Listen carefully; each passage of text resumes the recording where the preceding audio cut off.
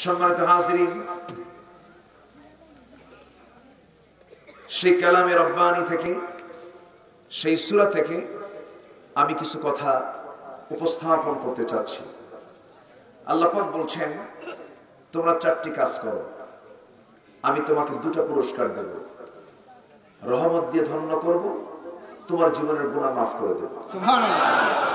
আর কিছু লাগে? আর তো কিছু লাগে না। আল্লাহ যদি রহমত দিয়ে দেন আর যদি মাফ করে দেন, আর তো কিছুই লাগে না। আমরা এই 4টি কাজ আজকে শিখে যাব। জোরে বলি ইনশাআল্লাহ। উঠতে একটু দেরি হলো, আমি চাচ্ছিলাম যে আরেকটু আগে উঠলে ভালো হতো, একটু দেরি হয়ে গেল। যেহেতু দেরি হলো, শেষ হতে যদি দেরি হয় কষ্ট হবে? সবাই থাকতে রাজি আছি তো? জোরে বলি ইনশাআল্লাহ।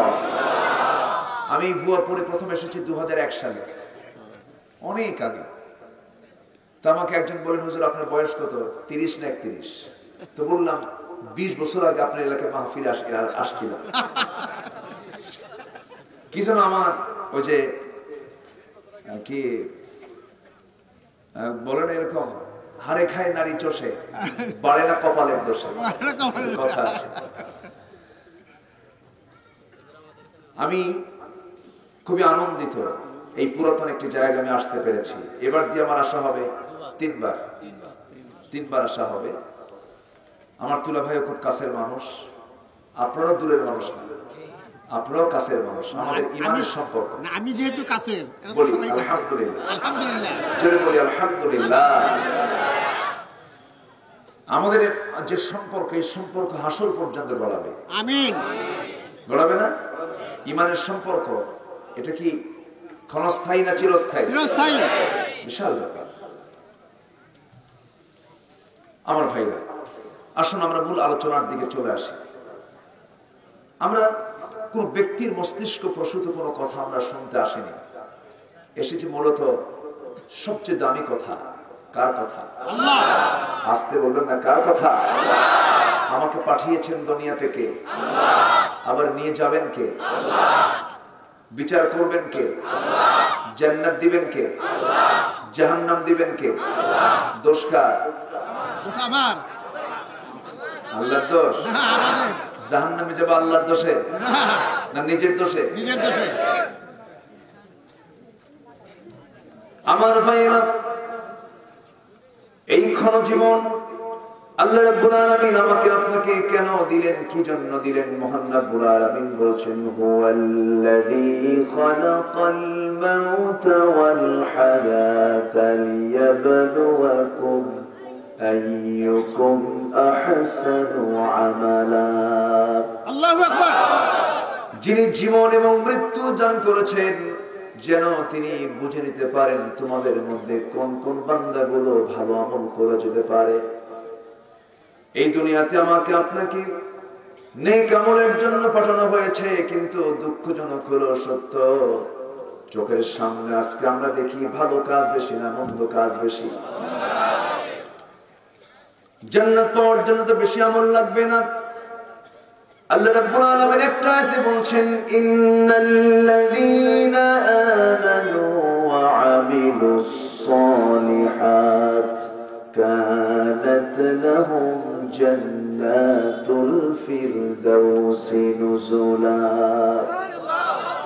ঈমান যারা আনবে এবং আমলে সালেহ যারা করবে, নেক আমল যারা করবে, ওই বান্দার জন্য আমি আল্লাহ রাব্বুল আলামিন জান্নাতুল ফিরদাউস বরাদ্দ রেখে দিয়েছি।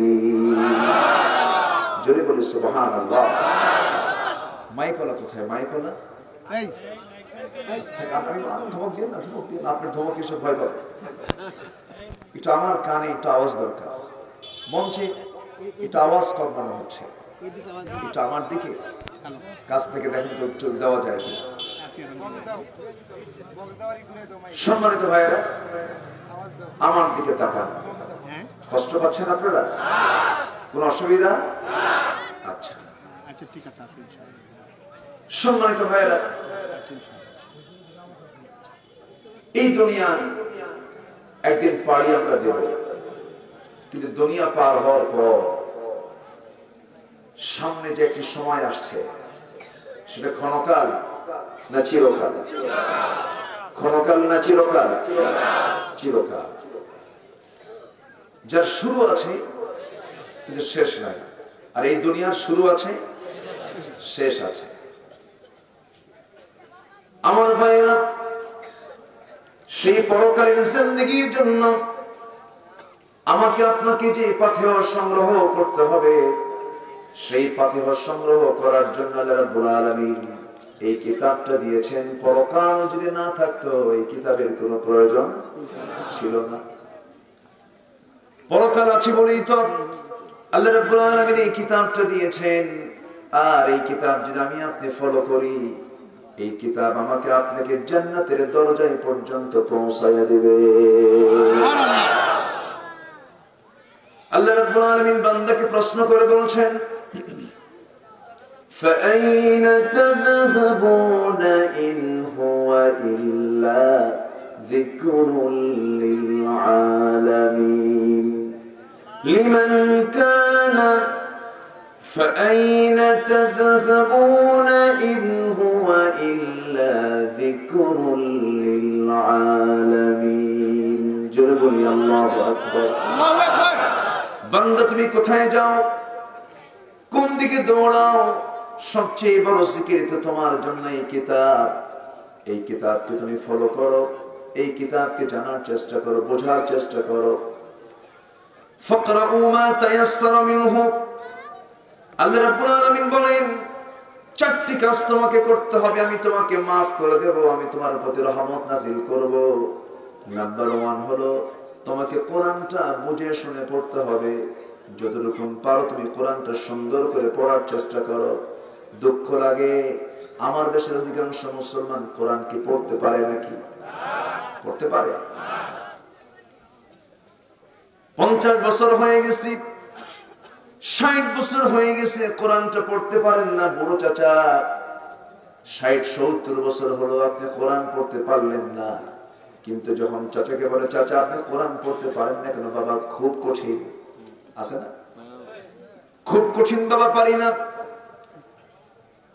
আপনি যদি বলেন কোরআনটা কঠিন, তখন আপনি আল্লাহর আয়াতের একটা অস্বীকার করে ফেললেন। কারণ আল্লাহ রাব্বুল আলামিন নিজেই বলছেন, ওয়ালাকাদ ইয়াসসারনাল কুরআনা লিযিকরি ফাহাল মিন মুত্তাকিন।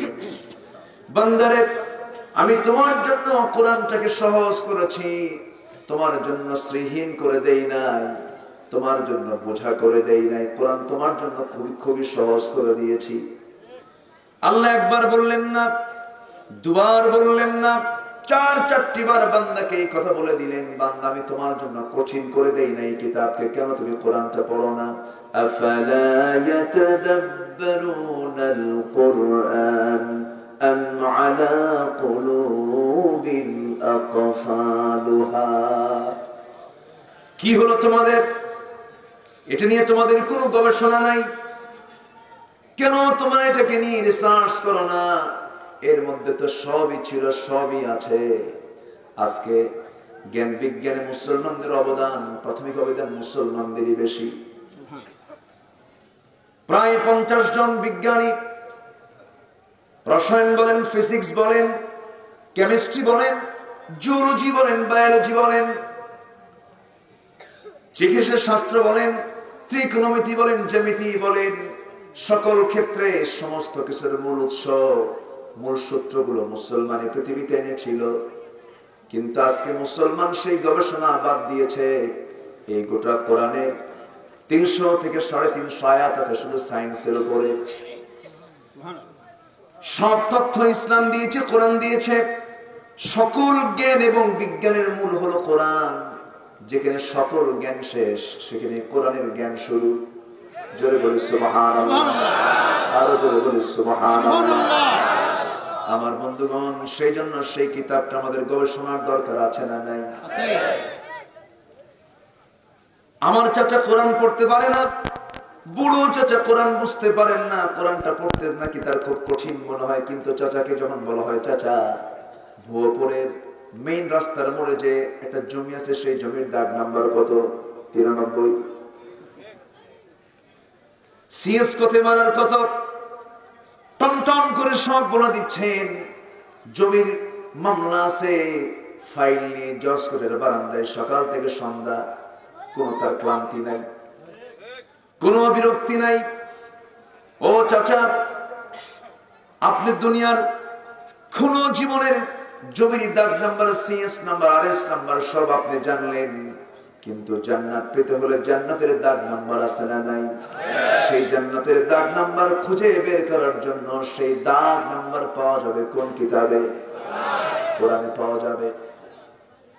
এই কোরআন দিয়ে সবকিছু চলবে। সেই জন্য আল্লাহ বলছেন, বান্দা এক নাম্বার কাজ করো, তোমার কাছে যেটা সহজ মনে হয় তা তুমি তেলাওয়াত করো, সুন্দর করো, তুমি পড়ো। এখানে নামাজের কথা আগে বলা হয়, আগে পড়ার কথা বলা হয়েছে। আবার ওহী নাযিল হলো, আল্লাহ পাক আগে নামাজের কথা বলেছেন না পড়ার কথা বলেছেন? ইকরা, পড়ো। কারণ নামাজ আগে না পড়া আগে? নামাজ পড়বেন কি দিয়া? কোরআন দিয়া। কি দিয়া? কোরআন দিয়া। আমার ভাইয়েরা, এই কিতাবের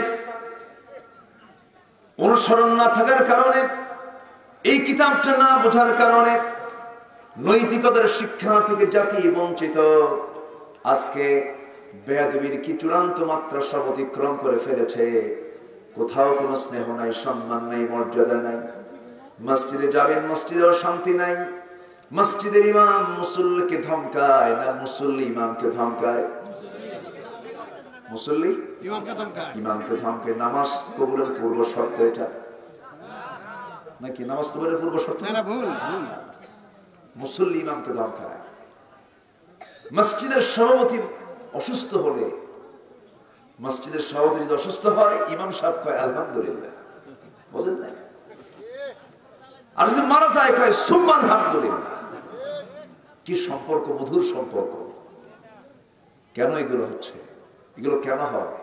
মূল কারণ হলো কিসের ইলম নাই? কিসের ইলম নাই? কোরআনের ইলমটা নাই।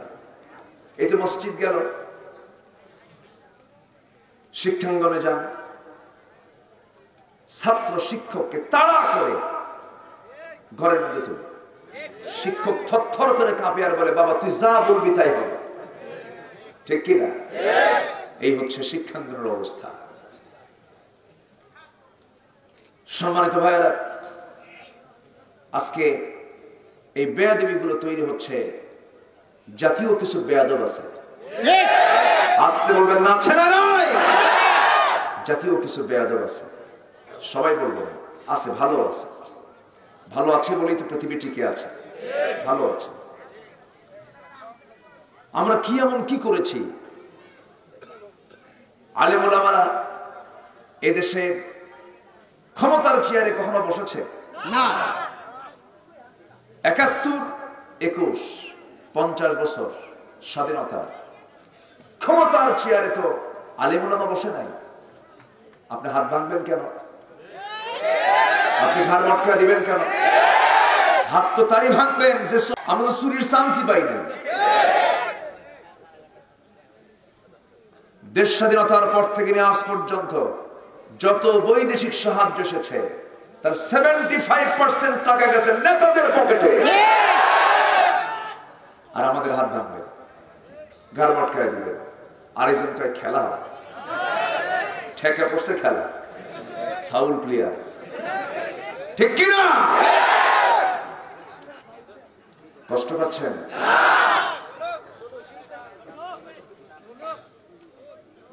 হ্যাঁ, অসুবিধা?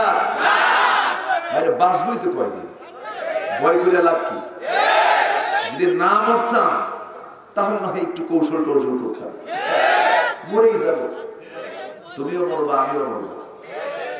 সিংহের মতো গর্জন দিয়ে মরতে চাই। বাতিল শক্তির মোকাবেলা করতে হবে মুসলমান। রাজি আছেন কারা কারা? হাত তুলে দেখা।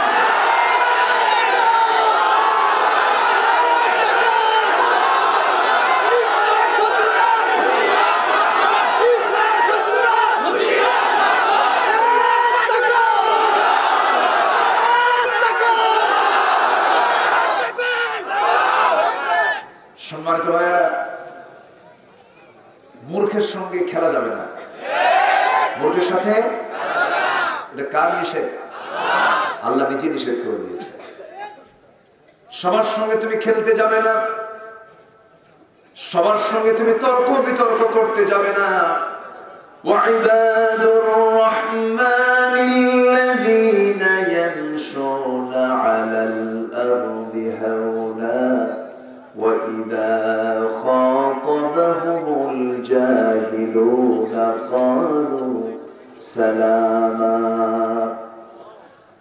রহমানের যারা বান্দা জমিনে তারা বিনয়ী হয়ে চলাফেরা করবে, যারা জাহেল তাদের সামনে যখন মুখোমুখি হয়ে যাবে তর্ক বিতর্ক করবে না, সালাম একখান দিয়ে সেখান থেকে বিদায় নেবে, কারণ মূর্খকে এড়িয়ে চলতে বলেছেন কে? আবার আরেকজন কয় পিটুন খাই আলিম হইছ, আলিফ বা তাসজিম হা খা ঘরে বসে শিখছি। আবার আরেকজন কয় তাহাজ্জুদ পড়ি 22 বছর ধরে, 80 রাকাত করে। তাহাজ্জুদ নামাজ 80 রাকাত। মূর্খের মূর্খতা প্রকাশ পায় 2 লাইন কথা বললে, ঠিক কিনা? এজন্য কথা আগে না চিন্তা আগে? কথা আগে না ভাবনা আগে? ভাববো 1000 বার, কথা বলবো একবার, ঠিক কিনা? কথা মারাত্মক জিনিস। কথা থাপ্পড় মেরেছেন এটা ভুলে যাওয়া যায়, কথা বলা যায় না। এজন্য কথা খুব গুরুত্বপূর্ণ। মেপে মেপে মেপে আমসিক আলাইকা লিসানাক ওয়া লিয়াসআক বাইতাক ওয়া বিকা আলা খাতিআতিক। রাসূল বলেছেন নাজাত পেতে চাও 3টা কাজ করো। জিহ্বা কন্ট্রোল করো। প্রত্যেকদিন সকালবেলা আমার গোটা দেহের সমস্ত পার্টস, সমস্ত অঙ্গ প্রত্যঙ্গ জিহ্বার কাছে আসে। তাকফুরুল লিসান ইত্তাকিল্লাহা ফীনা ফাইন্নামা নাহনু বিক ফাইন ইসতাকামতা ইসতাকামনা ওয়া ইন আওয়াজাজতা আওয়াজাজনা। জিহ্বা আমরা সব তোমার কাছে এসে আপিল করছি, তুমি ঠিক হও। তুমি যদি ঠিক থাকো আমরা গোটা দেহ ঠিক, আর তুমি যদি না ঠিক থাকো আমরা গোটা দেহ বেঠিক। এইজন্য জিহ্বার নিয়ন্ত্রণ দরকার, আছে না নাই? قد أفلح المؤمنون الذين هم في صلاتهم خاشعون والذين هم عن اللغو معرضون। যারা অনর্থক কথা থেকে জিহ্বাকে নিয়ন্ত্রণে রাখে। এজন্য জিহ্বার কন্ট্রোল হলে ঈমানও কন্ট্রোল হবে, ঠিক কি না? মুখে যা আসে তাই বলবেন না। সম্মানিত ভাইরা, মূর্খের মূর্খতা 2 লাইনের মধ্যেই টের পাওয়া যায়। শিক্ষক ছাত্রকে জিজ্ঞাসা করছে, ছাত্র তোমার বাড়ি কোথায়? স্যার ব্রাহ্মণবাড়িয়া। শিক্ষক বলে তোমাকে আমি তোমার জেলার নাম দিয়ে একটা প্রশ্ন করব। স্যার বলেন ব্রাহ্মণবাড়িয়া বানান করো তো। ব্রাহ্মণবাড়িয়া বানান কিন্তু সস্তা না। কলা কলা কেমন কলা, এটা সহজ। ব্রাহ্মণ বানান করতে গেলে ভালো বাংলা ছাত্র হতে হবে। এখন ছাত্র কি জবাব দেয়? ছাত্র কয় স্যার আমি তো এখন ঢাকায় থাকি। কথা বলছেন না? মানে কি? মূর্খের মূর্খতা কথাই ফুটে ওঠে। 80 বছর তাহাজ্জুদ, 80 রাকাত তাহাজ্জুদ পড়ে, বুঝলেন না? এজন্য আর কেউ যদি নফল নামাজ পড়ে, এটা কি বলে বেড়ানোর কথা? কাউকে বলা যাবে এই কথা? আমার প্রেম হবে কার সাথে? আল্লাহ আমার সাথে দেখা করার জন্য প্রত্যেক রাতে আসেন কাছে, প্রথম আসমানে আসেন। আল্লাহ নিজেই আসেন। সুবহানাল্লাহ বলবেন না? ঠেকা আমার, ঠেকা আমার না, আর আসেন কে? চিন্তা করেন। আল্লাহ আমার প্রয়োজন, কিন্তু আল্লাহ নিজেই চলে আসেন। কারণ কোন বান্দা যখন 1 পা আগায় আল্লাহ তার দিকে 10 পা আগান। যখন কোন বান্দা হেঁটে হেঁটে আসে আল্লাহর দিকে, আল্লাহ তার দিকে দৌড়ায় দৌড়ায় আসে। কোন বান্দা আল্লাহর নৈকট্য হাসিল করতে হলে প্রথমে ফরজ দিয়ে আল্লাহর নৈকট্য হাসিল করতে হবে। আগে ফরজ, আগে না নফল? আগে। মিম্মা ফতারাতুহু আলাইহি, ফরজটা যখন পরিপূর্ণ হয়ে গেল এরপরে ইয়াতাকাররাবু ইলাইয়া বিন নওয়াফিল হাত্তা উহিব্বাহু। ওই বান্দা তখন নফল দিয়ে আমার দিকে আগে আসতে চায়। ওই নফলের পরিমাণ যখন বাড়তে থাকে তখন আমি তাকে ভালোবাসতে শিখি। ভালোবাসতে বাসতে এত চূড়ান্ত পর্যায়ে চলে যায়, যা দিয়ে যে হাত দিয়ে কাজ করে সেই হাতটা আমার হয়ে যায়, যে চোখ দিয়ে দেখি সেই চোখটা আমার চক্ষু হয়ে যায়, যে কান দিয়ে শোনে সেই কানটা আমার হয়ে যায়। আর ওই মুহূর্তে বান্দা আমার কাছে যা চায় আমি আল্লাহ তা কবুল করে নেই। জোরে বলি সুবহানাল্লাহ। দেওয়ার জন্য কে আছেন? আমরা চাইবো কার কাছে? আল্লাহ দিবেন না? আল্লাহ দেয় নাই? কোনো কিছু বাদ রাখছেন?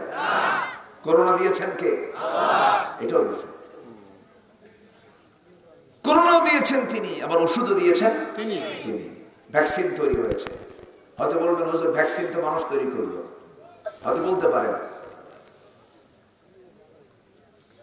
এই ভ্যাকসিনটা এসেছে, ডাক্তার বলতেছে যে ভ্যাকসিন নিতে গেলে শর্ত হলো ভ্যাকসিন নেওয়া 1 মাস আগের থেকে মদ খাওয়া যাবে না। দেখছেন শর্ত দেখে। আবার ভ্যাকসিন নেওয়ার 2 মাস পর্যন্ত মদ খাওয়া যাবে না। আল্লাহ কয় সারা জীবনই মদ খাওয়া যাবে না। জোরে করে সুবহানাল্লাহ। হারামের কোন আরাম আছে? না। হারামের কোন আরাম আছে? হুররিমাত আলাইকুমুল মাইতাতা ওয়াদ-দামা ওয়া লাহমাল খিনজির। তোমাদের জন্য হারাম করা হয়েছে মৃত প্রাণীকে। কেন? মৃত প্রাণীর গোশত তুমি যদি খাও তুমি রোগী হবে, তুমি অসুস্থ হয়ে পড়বে, তোমার শরীর খারাপ হয়ে যাবে।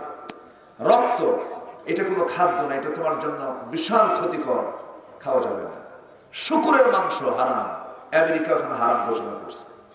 কথা বোঝেন নাই? তো যেখানেই যাই না কেন আল্লাহ যেগুলোকে হারাম করেছেন তার মধ্যে কোনো আরাম নাই। আমার ভাইরা, আল্লাহ মানুষকে বানিয়েছেন, মানুষ চলবে কেমনে, তার জীবন চালাবে কেমনে, তার বিধিবিধান আল্লাহর আছে না নাই? আমার ভাইয়েরা, আমার আল্লাহ আমাকে সবকিছু দিয়ে দিয়েছেন। দেখার জন্য 2টি চোখ দিয়েছেন, শোনার জন্য 2টি কান দিয়েছেন, খাওয়ার জন্য সুন্দর জিহ্বা দিয়েছেন, ঘ্রাণ নেবার জন্য কি দিয়েছেন? নাক দিয়েছেন। সর্দি লাগলে পরে, খুব টানা সর্দি 7 দিন লেগে থাকলে পরে দুনিয়ার সব খাবার সামনে যখন আসে সব মনে হয় কচু। সব কি মনে হয়? কচু। ভাল লাগে না, জিহ্বায় কোনো স্বাদ নাই, কষ্ট হয়, কোনো খাবার খেতে রুচি নাই। যখন ওই নাকটা যখন ঘ্রাণটা যখন পাওয়া যায় মনে হয় কি একটা সম্পদ 7 দিন ছিল না। আমার ভাইরা, এই নাকটা আল্লাহ রাব্বুল আলামিন দিয়েছেন ঘ্রাণ নেবার জন্য, স্বাদ নেবার জন্য জিহ্বা দিয়েছেন। আমার বন্ধুগণ, নাকের খাবার আগে দরকার না মুখের খাবার আগে দরকার? হ্যাঁ, অনেকে চিন্তা করছে কোনটা আগে করবে, নাকেরটা আগে দরকার না মুখেরটা আগে দরকার? হ্যাঁ, অনেকে বলে আল্লাহ কেমনে খাওয়ায়। যে বলবে আল্লাহ কেমনে খাওয়ায়, নাক ধরবেন চিপে 5 মিনিট। কথা বলছেন? আল্লাহ সরাসরি খাওয়ায় বান্দাকে। সুবহানাল্লাহ বলবেন না? সরাসরি তিনি খাওয়ান। কে বলছে আল্লাহ খাওয়ান না? নাকের খাবার এসেনশিয়াল না মুখের খাবার এসেনশিয়াল? বেশি কোনটা জরুরি বলে? নাকেরটা। নাকের ডগায় খাবার নাই, নাকের ডগায় খাবার নাই। আইসিইউতে যারা যায় তারা বোঝে হ্যাঁ অক্সিজেন কি জিনিস। 20 লিটার 30 লিটার 40 লিটার 60-70 লিটার পর্যন্ত অক্সিজেন লাগে। বিল আসে দিনে 50,000 1 লাখ। সৌদি আরবের এক বুড়ো চাচা, একটা স্ট্যাটাস দেখলাম, ওই বুড়ো চাচা 80 বছর বয়স, অসুস্থ হয়ে পড়েছেন, হসপিটালে ভর্তি করা হলো। 3টা দিন তিনি হসপিটালে থাকলেন, সুস্থ হলেন। বিল পেপার তার সামনে দিল, বিল পেপার দেখি বুড়ো লোকটা কান্দে। ডাক্তার বলছেন, ও বুড়ো চাচা আপনাকে বিল দিতে হবে না। বুড়ো চাচা বলে, ডাক্তার আমার তুমি ফকির মনে করো নাকি? আমি তো টাকার ফিগারে দেখে কান্দি না, আমার কান্না করার কারণ হলো এই 3টা দিন 72 ঘন্টার জন্য তোমরা অক্সিজেন বিল করেছো 50,000 টাকার মতো, 48 থেকে 50,000 টাকা। মাত্র 3 দিনের অক্সিজেন বিল যদি 50,000 টাকা হয়ে থাকে, মার পেট থেকে নিয়ে আজ পর্যন্ত পৃথিবীতে ঘুরলাম ফিরলাম, আল্লাহ তো 1 টাকাও আমার বিল আমার হাতে দিলেন না। আস্তে কোন সুবহানাল্লাহ, জোরে বলুন সুবহানাল্লাহ। আল্লাহ খাওয়ান না? আল্লাহ সরাসরি খাওয়ান। মাত্র 3 মিনিট যদি অক্সিজেন বন্ধ থাকে গোটা পৃথিবীর কেউ বাঁচবে না, সব শেষ হয়ে যাবে। আল্লাহ পাক এটাকে ইজি করে দিয়েছেন, ফ্রি করে দিয়েছেন। সূর্যের আলোটা ফ্রি। এই সূর্যের আলো যদি 1 মাস যদি না থাকতো পৃথিবীর কোনো প্রাণী বাঁচত না, শুধু মানুষ, কোনো প্রাণীও বাঁচত না। সমস্ত প্রাণী দুনিয়া থেকে সব বিদায় হয়ে যেত। আমার ভাইরা, এই দুনিয়ার সমস্ত প্রাণীকে বাঁচানোর জন্য আল্লাহ রাব্বুল আলামিন এই সূর্যটা দিয়েছেন, আলোকিত সূর্য দিয়েছেন, প্রজ্বলিত সূর্য দিয়েছেন। এর মধ্যে ভিটামিন আছে না নাই? আছে। করোনায় আক্রান্ত হয় শহরের মানুষ বেশি না গ্রামের মানুষ বেশি? শহর নগরের। ওই নগরের অট্টালিকা পাহাড়ের মতো বিল্ডিং গুলো, ওই বিল্ডিং এর ভিতরে কর্পোরেট বিল্ডিং, কর্পোরেট ফ্ল্যাটের ভিতরে সূর্যের আলো ভালো করে পায় না, তাপ পায় না, আলো বাতাস ভালো করে ঢোকে না। এই জন্য সহজেই অ্যাটাক হয়ে যায়, করোনা আক্রান্ত হয়ে যায়। গ্রামীণ জীবনে একটা মানুষ পরিপূর্ণ সূর্যের আলোটা পেয়ে গেল, নির্মল স্বচ্ছ বাতাসটা পেয়ে গেল। একটা মানুষের দেহের ভিতরে যদি পরিপূর্ণ ভিটামিন ডি যদি পেয়ে থাকে, সূর্যের তাপ যদি পেয়ে থাকে, করোনা যখন শরীরে ঢুকতে চায় তখন ধাক্কা মেরে তাকে বের করে দেয়। জোরে বলে সুবহানাল্লাহ। তাহলে রোগ আছে, ঔষধ আছে না নাই? আসতে বলুন, ঔষধ আছে না নাই? আমার ভাইয়েরা, আল্লাহ বলছেন বান্দার সব চাহিদা আমি তোর পূরণ করে দিলাম, কোনো কিছুই তোর জন্য আমি অপূর্ণ রাখলাম না, সব আমি তোর জন্য দিয়ে দিয়েছি বান্দা। এই চোখ দিয়েছেন কে? আল্লাহ। দেখার জন্য কি দিলেন? চোখ দিলেন। এত সুন্দর চোখ বানিয়ে দিলেন, এত সুন্দর চোখ দিলেন। সুন্দর চোখ দিয়ে বলছেন আলাম নাজআল লাহু আইনাইনি ওয়া লিসানান ওয়া শাফাতাইনি ওয়া হাদাইনাহু নাজদাইন। টানা টানা 2টা চক্ষু আমি তোর দিলাম চোখে ঠিক রাখার জন্য, এর মধ্যে পানিও দিয়ে দিলাম। সেই পানি কি টিউবওয়েলের পানি নাকি? টিউবওয়েলের পানি? সাধারণ কোনো পানি আমি দেই নাই। মার পেট থেকে যে চোখ নিয়ে তুমি দুনিয়াতে এসেছো, সেই চোখ নিয়ে তুমি কবরে যাবে, কিন্তু এই চোখটা টিকসই করার জন্য সব ব্যবস্থা আমি আল্লাহ করে দিয়েছি। এই চোখের মধ্যে পানি দিয়েছি। সাধারণ কোনো পানি যদি চোখের মধ্যে দেওয়া হতো তাহলে কি হতো? -ডিগ্রি তাপমাত্রা যে জায়গায়, সেই জায়গায় চোখের পানিগুলো যদি দুনিয়ার পানির মতো হতো, কি হয়ে যেত? বরফ হয়ে যেত, আইস হয়ে যেত, চোখ হয়ে যেত হ্যাং। চোখ কি হতো? হ্যাং মারতো। হ্যাং মারা বুঝতো? মোবাইল হ্যাং মারে না? মোবাইল হ্যাং হয়ে যায়। ওটা না হয় আপনি রিস্টার্ট দিলেন, চালু হয়ে গেল, কিন্তু আপনার চোখের পানি তো বরফ হয়ে গেছে, -ডিগ্রি তাপমাত্রা। আপনি এটাকে সারবেন কেমনে? কর্নিয়া নষ্ট হয়ে যেত, ভেইন গুলো চলাচল করতো না, রক্ত চলাচল বন্ধ হয়ে যেত, চোখ নষ্ট হয়ে যেত। এই জমিনটা আপনি দেখতেন কেমনে? আল্লাহ বলছেন যত -ডিগ্রিতে থাকো না কেন বান্দা, চোখের পানি তোমার শুকাবে না। সুবহানাল্লাহ। আমি ওই চোখের পানি দিয়েছি কেমন করে? ওই চোখের পানিতে আমি রেখেছি কিছু পানি, কিছু শ্লেষ্মা পিচ্ছিল পদার্থ, কিছু রেখেছি তেলের মতো, আর কিছু ইলেকট্রোলাইটের কিছু জটিল মিশ্রণ। এমন পানি দিয়েছি বান্দা, যখন কোনো ধুলাবালি চলতে নিয়ে ঢোকে, চট করে সেই পানি বের করে তোমার চক্ষুটা আমি আল্লাহ রাব্বুল আলামিন জীবাণু মুক্ত করে দেই। সুবহানাল্লাহ। একটু আসতে বলে সুবহানাল্লাহ। এই চোখটা বানায় দিলেন কে? আল্লাহ। দেখবো ভালো কিছু না খারাপ কিছু? নারীর দিকে তাকাবো না। বাপরে বাপ, তাকাবো না? মায়ের দিকে? মা কি নারী না? আল্লাহ তো তাকাতে মানা করেন নাই। মার দিকে তাকাবো, রহমতের দৃষ্টি দিয়ে তাকাবো, নফল হজের সওয়াব মিটে যাবে। নফল হজের সওয়াব আমার আমলনামায় চলে আসবে। মেয়ের দিকে তাকাবো, সুন্দর আল্লাহ পাক সওয়াব দিয়ে দিবেন। ভাগ্নির দিকে তাকাবো, ভাতিজির দিকে তাকাবো, নাতনির দিকে তাকাবো, নিজের স্ত্রীর দিকে প্রেমের দৃষ্টিতে তাকাবো। আল্লাহ সওয়াব লিখে ফেলবেন, নিজের বউ কিন্তু পরের বউ না। মনে আছে আপনাদের? মনে থাকবে তো? নিজের বউ কিন্তু আবার। কিন্তু অবশ্যই নারীর দিকে তাকানো যাবে, বৈধ না অবৈধ? বৈধ না অবৈধ? যৌন কামনা খারাপ কিছু নাই। যৌন কামনা কে দিয়েছেন? ফেরেশতার যৌন কামনা আছে নাকি? ফেরেশতার যৌন কামনা নাই বলেই তার দাম আমার চাইতে কম। তার দাম আমার চাইতে কম। তার যদি যৌন কামনা থাকতো তাহলে আমার মতোই তার হয়ে যেত। ফেরেশতার কোনো যৌন কামনা বাসনা নাই, কিন্তু বিবেক বুদ্ধি আছে।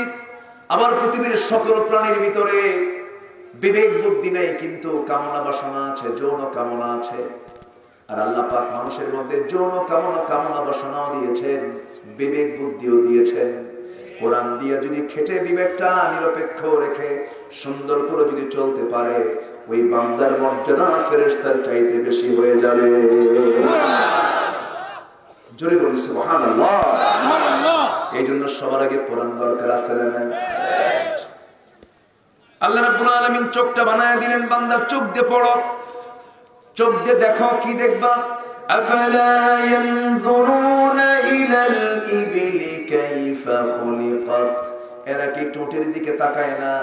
আমার ভাইজান কত বছর উট কুরবানি দিয়েছেন, উট দিছে না? সবাই জানেন না আপনারা? হ্যাঁ, এদেশে উট তো সব ঘরে ঘরে পাওয়া যায়, পাওয়া যায় ঘরে ঘরে। এ তো আরব নয়, এ তো পাহাড়ের মরু অঞ্চল নয়। আল্লাহ পাক উটকে কেন দেখতে বললেন? উট হলো মরু অঞ্চলের জাহাজ, চরম ধৈর্যশীল একটা প্রাণী। মরু অঞ্চলে কোনো পানি আছে নাকি? পানি পাওয়া যায় না। এই উট যখন ওই মরুতে যখন রওনা দিয়ে দেয়, আল্লাহ রাব্বুল আলামিন তার পেটের মধ্যে এমন একটা জায়গায় রিজার্ভ একটা ট্যাঙ্কি রেখে দিয়েছেন। তার পানির প্রয়োজন যখন হয়ে যায়, সেই রিজার্ভ ট্যাঙ্কি থেকে 15 দিনের সে পানি প্রস্তুত করে নিয়ে চলে যায়। যখন তারা তৃষ্ণা লাগে, ট্যাঙ্কি থেকে পানি বের করে সে তারা তৃষ্ণা নিবারণ করে নেয়। ওই উটকে বানিয়েছেন কে? আল্লাহ। তারা কি আকাশের দিকে তাকায় না? খুঁটি কয়টা আকাশের? খুঁটি আছে? অনেকে শুক্র আছে, ওই পাড়া দুই একটা পাওয়া যাবে মনে হয়। আছে? কোথাও আছে? এই বিশাল মজবুত আকাশ, কোনো খুঁটি নাই। তোমরা কি দেখো না? ওই জমিনের দিকে কি তাকাও না?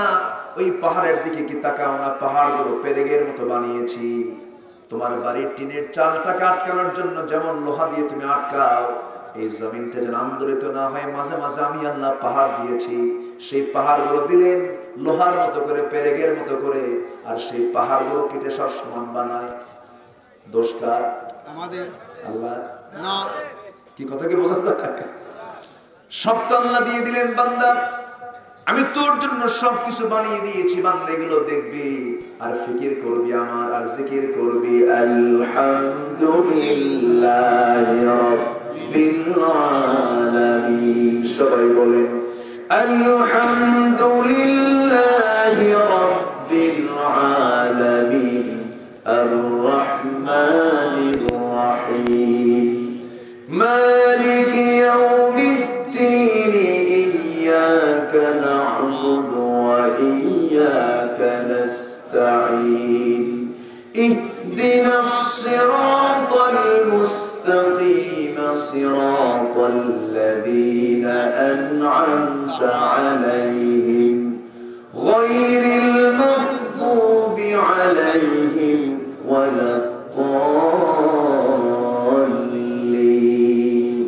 সূরা ফাতিহা মানে কথা বলা কার সাথে? আস্তে বলেন না, কার সাথে? সূরা ফাতিহা মানে আল্লাহর সঙ্গে কথোপকথন হওয়া। নামাজ মানে আল্লাহর সঙ্গে দিদার হয়ে যাওয়া। নামাজ মানে হলো আল্লাহর সঙ্গে কথাবার্তা শুরু হয়ে গেল বান্দার। আল্লাহর সঙ্গে কথা বলবো আমরা কয় টাইমে বলেন? 5 টাইমে। কয় টাইমে বলেন? 5 টাইমে। নাম্বার হলো 2, এরপরে 4, এরপরে 4, এরপরে 3, এরপরে 4। এই যে 5টা ফরজ, এই 5টা ফরজ কখনো ছেড়ে দেওয়া যাবে না। এটা হলো সবার জন্য ফরজ। কে দিয়েছেন এটা? আল্লাহ দিয়েছেন। আমার ভাইয়েরা, এই ফরজকে সম্পূর্ণ করার জন্য আল্লাহ বলছেন, বান্দা তুমি কোরআনটা সুন্দর করে পড়ো। আমরা কোরআন শিখবো, জোরে বলি ইনশাআল্লাহ। আরো জোরে বলি ইনশাআল্লাহ। কষ্ট হচ্ছে নাকি আপনাদের? আমার ভাইয়েরা, আমার বন্ধুগণ, নাম্বার 2 হলো এক রাত যেহেতু পেয়েছি শর্ট করে বলি, আগামীকাল তো মাহফিল আছে। নাম্বার 2 হলো ওয়া আকিমুস সালাতা ওয়া আতুস যাকাহ ওয়া আকরিদুল্লাহা কারদান হাসানা। নাম্বার 2 হলো নামাজ তোমরা কায়েম করো। নামাজ শুধু পড়লেই হবে না। আমার দেশে নামাজি অনেক আছে, নামাজ পড়ে কিন্তু কায়েমে বিশ্বাসী না। আছে না নাই বলে? আজকে আমার দেশে নামাজও চলে, সুদের কারবারও চলে, নামাজও চলে, জিনার কারবারও চলে, নামাজও চলে, ঘুষের কারবারও চলে, নামাজও চলে, দুর্নীতি আছে না নাই? আছে। আমার ভাইয়েরা, যে এলাকায় নামাজ কায়েম হয়ে যাবে, যে জনপদে নামাজ কায়েম হবে, সেই জনপদে কোনো পর্দাহীনতা থাকবে না। আমার দেশের মা বোনদের কোন দোষ আমরা দিতে চাই না, কারণ মা বোন তো আমাদের, ওদের গায়ে কাপড় চোপড় না, এটা আমাদের দেখার দরকার ছিল কি ছিল না? ছিল। আমাদের দায়িত্ব আছে না নাই? এ ওঠে কেন? ফে মুশকিলা এই যে বসে গেছে, যাওয়া যাবে না তো? যে যাবে ধরবেন, শক্ত করবেন, কোনো যাওয়াটাও নেই। খুব যদি প্রবলেম হয়, একদম কঠিন ব্যাপার, নিম্ন চাপ, উপায় নাই, সেক্ষেত্রে ছাড়ের অনুমতি থাকলো তাও ঠিক। আচ্ছা, দয়া করে কেউ উঠবেন না। তবে বিনা ওজরে যদি কেউ উঠতে চান, তাহলে ভাববেন যে ওয়াসওয়াসায় আপনি আক্রান্ত। কথাকে বোঝা গেল? কেউ উঠবেন না, ওয়াসওয়াসা দেওয়ার জন্য আছে না? আছে। ও তো সবসময় থাকে। ثم لآتينهم من بين أيديهم ومن خلفهم وعن أيمانهم وعن شمائلهم। ও আছে অক্টোপাসের মতো ধরে আছে, সেই সময় ধমক মারতে পারে, উঠবো না, তাহলে দেখবেন যে আমি ঠিক থাকতে পারবো। জোরে বলি ইনশাআল্লাহ। কেউ উঠবো না। আমার অনেকের শুধু এগুলো না, আরো কিছু কারণ থাকে। বিড়ি খাওয়া চাপও আছে, এটা হলো ঊর্ধ্ব চাপ। মানে নিম্নচাপ তো, এটা বিড়ি খাওয়া ঊর্ধ্ব মানে উপরের দিকে যায়, যে ধোঁয়া উপরের দিকে যায় না, যে ঊর্ধ্ব চাপ। সে টান মানে কি? কিছু বুড়ো চাচা আছে, ওরে বাপরে বাপ। আমি বলা থেকে আসতেছিলাম, ফেরি পার হয়ে এসে যখন ঘাটে উঠলাম, দেখি এক চাচা, দেখি টুলের উপরে বসে নদীর দিকে তাকায়া এমন ভাবে টানতেছে আর ধুয়াগুলো ছাড়তেছে, মনে হয় উনি সিদরাতুল মুনতাহা পার হচ্ছে। এরকম কিছু চাচা আছে না? বলুন, এগুলো করা যাবে না বাবাজি, এগুলো বাদ দিতে হবে। এত বিড়ি খায় দেশের মানুষ, গণহারে খায়। বিড়ি খাওয়ার ভাব দেখে মনে হয়ে গেছে এটা মনে সুন্নত আদব কমন, এত খাওয়া খায়। একটু কমছে না? যে বিড়ি খাওয়া কমছে, আগের চেয়ে একটু কমছে। তো পান খায় না? পান খান, সমস্যা নেই। পান আপনি খান, কিন্তু পরিমাণ মতো খান। পান একটু কম খান, বেশি খাওয়া যাবে না। রস ভালো, এটি স্টমাকের জন্য ভালো, বমি বমি ভাবটা দূর হয়, ভালো খান আপনি পান। কিন্তু বেতন 10,000, পান খায় 6,000, এটা কেমন কথা? আছে না? এরকম আছে না? নাই? এটা অপচয়, এটা করা যাবে না। আবার পান খান, পানের সাথে আবার হাকিমপুরে রহমতুল্লাহ আলাইহি কেন আছে না? এরকম আছে। বাপরে বাপ। তাহলে হাকিমপুরের ভিতরে যে গাছ, বিড়ির মধ্যে কি গাছ? পাতা কয়টা? পাতা তো একটা। তাহলে যেটাই লাভ সেটাই কদু, দরকার নেই। সমস্ত নেশা থেকে আমরা দূরে থাকবো। জোরে বলি ইনশাআল্লাহ। কষ্ট দিয়ে ফেললাম আপনাদের? মনে মনে কিছু চাচা ভাবতেছে, হুজুর ওয়াজ করেন, বিড়ি খাওয়া আমার চিন্তা। বলার দরকার আছে না এগুলো? সামাজিক কিছু কথা বলার দরকার আছে। সম্মানিত ভাইরা, নামাজি কখনো নেশাক্রান্ত হতে পারে না। আমার প্রশ্ন করে, হুজুর বিড়ি খাওয়া কি? মানে ও জায়েজ করবে। বিড়ির ব্যাপারে ফতোয়া হলো আমার দেশের 4 অঞ্চলে 4 রকম। উত্তরবঙ্গের রংপুরে বিড়ি খাওয়া হলো ওয়াজিব, বুঝলেন? ঢাকাতে মাকরুহ, সিলেটে মুবাহ, বুঝলেন নাই? আর চট্টগ্রামে খাওয়া ফরজ। কি কথা কি বুঝলেন? এইরকম খাওয়া খায় মানুষ। আহা, এই ধরনের অপচয় আমরা করবো না। বলে তুবাযির তাবযীরা, অপচয় করো না। একটা লোকের সারা জীবনের বিড়ি খাওয়ার পরিমাণ এরকম থাকতে পারে, হয়তো সারা জীবন 30 লাখ টাকার বিড়ি খেয়েছে, আছে না নাই? দিনে 500 টাকা 400 টাকার বেনসন খায় শেষ। তোমার ওই টাকায় অনেক গরিবের 2টা পরিবার চলে যাবে। কি দরকার এগুলো? খাবো না। জোরে বলি ইনশাআল্লাহ। মানুষ পারে না এমন কিছু আছে? তবে হ্যাঁ, জঙ্গল গড়াতে হয় না, জঙ্গল এমনি হয়। বাগান করতে গেলে পরিশ্রম করতে হয়। ভালো হতে একটু পরিশ্রম আছে, খারাপ হতে পরিশ্রম লাগে। এই জন্য একটা বাগান সাজাতে পরিশ্রম করতে হয়, জঙ্গল বানাতে পরিশ্রম, এমনি জঙ্গল হয়ে যায়। আমরা সাজাবো নিজের জীবনটাকে। জোরে বলি ইনশাআল্লাহ। নামাজ তো পড়বই আমি, নামাজ আমার ডিউটি, নামাজ অবশ্যই পড়তে হবে, নামাজ ছেড়ে দেওয়া যাবে না। কাজকে বলবো নামাজ আছে, তুই কাজ থেমে যা। কারণ আল্লাহ রাব্বুল আলামিন নামাজের তাকিদটা আগে দিয়েছেন, নামাজটা আদায় করে নাও। আল্লাহ রাব্বুল আলামিন বলেন, ইযা নুদিয়া লিস-সালাতি মিন ইয়াউমিল জুমআতি ফাসআউ ইলা যিকরিল্লাহ ওয়া যারুল বাই'। জোরে বলুন আল্লাহু আকবার। আমার ভাইরা, যখন নামাজের সময় আযান দিয়ে ফেলে, সেই সময় তোমরা সমস্ত কাজ বাদ দিয়ে দাও, নামাজের দিকে ব্রতী হয়ে যাও, ব্যবসা বাণিজ্য বন্ধ করে দাও। আশা করা যায় তোমার প্রতি তোমার আল্লাহর রহমত নাযিল হয়ে যাবে, কল্যাণ পেয়ে যাবে। নামাজ যখন হয়ে গেল, মসজিদটাকে সেজদার জায়গা ছাড়া অন্য কিছু বানিও না, আরামের জায়গা মনে করো না। নামাজ যখন আদায় হয়ে যাবে, সঙ্গে সঙ্গে তোমার দায়িত্ব হলো فانتشروا في الأرض وابتغوا من فضل الله واذكروا الله كثيرا لعلكم تفلحون। জোরে বলি আল্লাহু আকবার।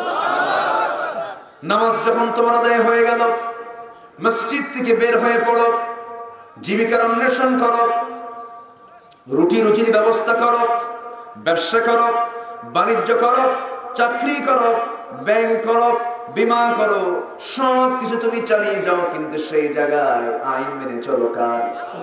আসতে বলবেন আইন মেনে চলো কার? সব জায়গায় আল্লাহর বিধান আছে না নাই? নামাজে যেমন বিধান আছে, আপনি যখন সমাজ চালাতে যাবেন সেই জায়গায় বিধান আছে না নাই? বিধান আছে। এই সামাজিক ভারসাম্য টিকে রাখার জন্য আল্লাহ রাব্বুল আলামিন বলছেন, নামাজ তুমি কায়েমের সংগ্রাম করো। নামাজ আদায় করতে অনেকেই বিশ্বাসী, কিন্তু নামাজ কায়েমে অনেকে বিশ্বাসী নাই। যে ব্যক্তি নামাজ কায়েমে বিশ্বাসী নয়, ভাববেন এটাই হলো টাটকা মুনাফিক।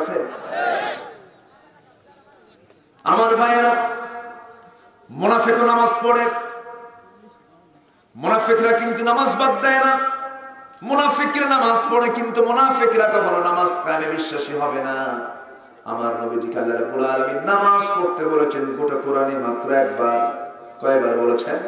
একবার বলেছেন। যারা পড়েন ঠোঁট মিলিয়ে বলুন, ইন্না আ'তাইনাকাল কাউসার ফাসাল্লি লিরাব্বিকা ওয়ানহার ইন্না শানিআকা হুয়াল আবতার। হে রাসূল, আমি আপনাকে হাউজি কাউসার দান করেছি, অতএব আপনি নামাজ পড়ুন। এই কথা মাত্র আসছে একবার, কিন্তু নামাজ কায়েম করুন একবার না, দুবার না, 80 বারেরও বেশি বার নামাজ কায়েমের কথা আল্লাহ রাব্বুল আলামিন কোরআনে বলে দিয়েছে। আজকে শুধু নামাজ আদায়ের পরিবেশ আছে আমার দেশে। নামাজ আদায়ের পরিবেশ দিয়ে সমাজ থেকে সুদ, ঘুষ, জেনা, ব্যভিচার, চুরি, ডাকাতি, খুন, রাহাজানি বন্ধ হবে না। যদি আজকে নামাজ যদি কায়েম হয়ে যেত সমাজে, আনুষ্কা ধ্যানদের মতো ঘৃণ্য ইতিহাস বাংলার জমিনে রচনা হতো না।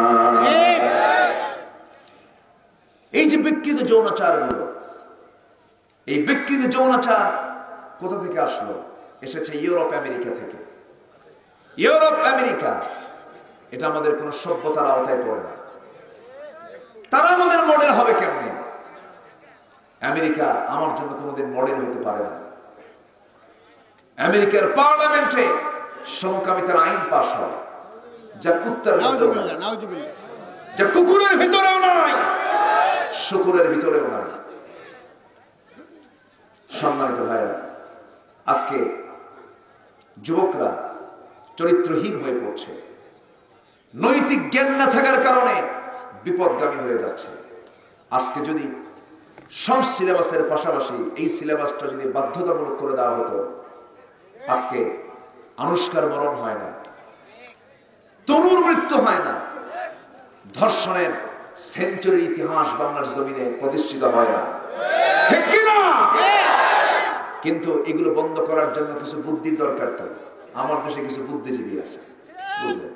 বুদ্ধিজীবীরা টকশোতে এসে আনুষ্কার মৃত্যু কিভাবে হলো, কেন রক্তক্ষরণ হলো, দেখেন বুদ্ধি মানে কি টকশো করে,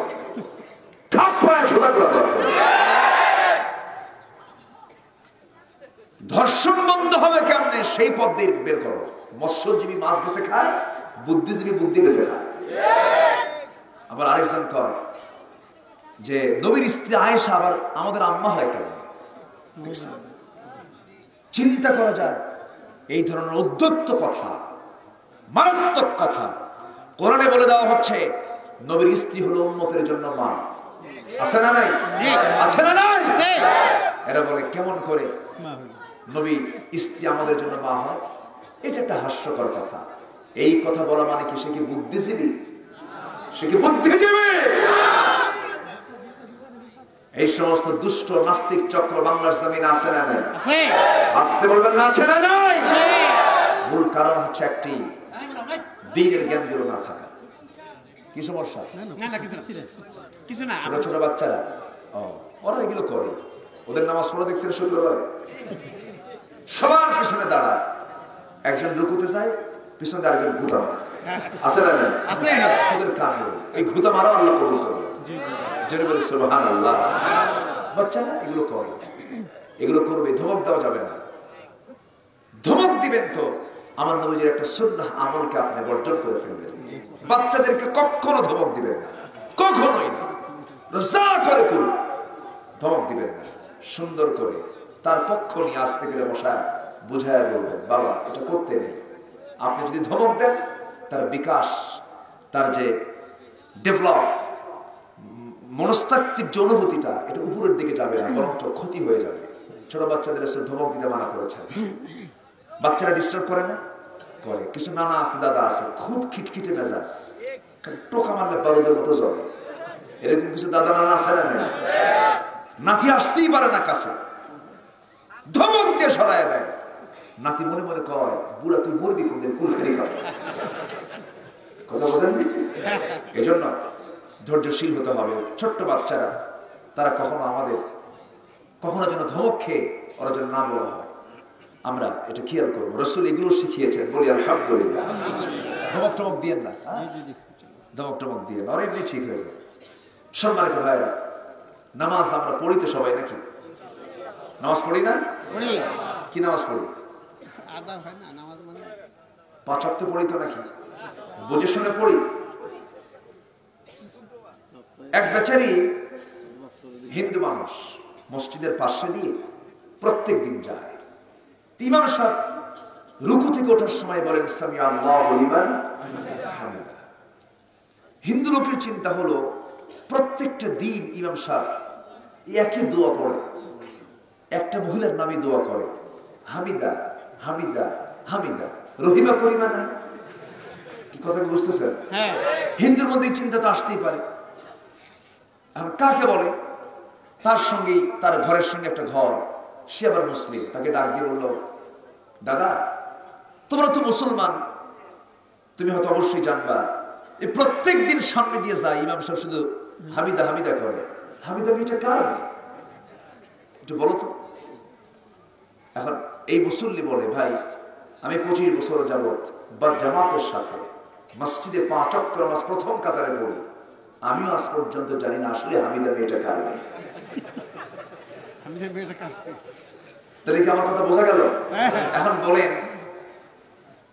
এই হিন্দুর চিন্তা আর এর চিন্তার মধ্যে কোনো তফাৎ আছে? আসতে বলে তফাৎ আছে? নামাজের প্রকৃত অর্থ যদি আমরা জানতাম, সমাজে মদের আইন পাস হয় না,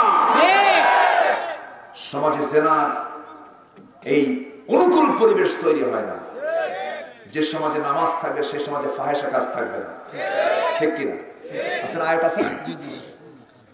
আল্লাহ রাব্বুল আলামিন বলেন, ইন্নাস সালাতা তানহা আনিল ফাহশাই ওয়াল মুনকার ওয়া লাযিকরুল্লাহি আকবার। নিঃসন্দেহে নামাজ অশ্লীল এবং বেহায়াপনা থেকে, নিকৃষ্ট কাজ থেকে বান্দাকে পরহেজ রাখে। কিন্তু আজকে নামাজও চলছে, সুদের কারবারও চলছে। তাহলে এখান থেকে প্রমাণ হলো শুধু নামাজ আদায় দিয়ে সমাজ থেকে জেনা ব্যভিচার বন্ধ হবে না। জেনা ব্যভিচার সমস্ত অন্য সামাজিক কাজগুলো বন্ধ করার জন্য নামাজ কায়েম করতে হবে। কার কথা?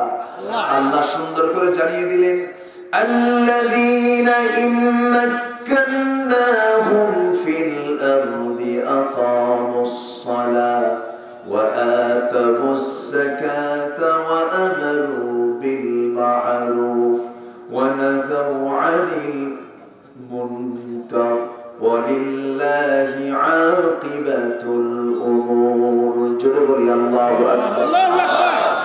দুনিয়ার জিন্দেগিতে আমি যাদেরকে খেলাফতি দেব, যাদেরকে মলকিয়াত দেব, যাদেরকে ক্ষমতা দেব, যাদেরকে পাওয়ার দেব, যাদের পাওয়ারে অনেক কিছু পাস হয়ে যায়, তারা 14 দফা না, 19 দফা না, 7 দফা না, কোন দফা না দিয়ে মাত্র 4টা দফা তারা কার্যকর করবে, 4টা আইন তারা কার্যকর করবে।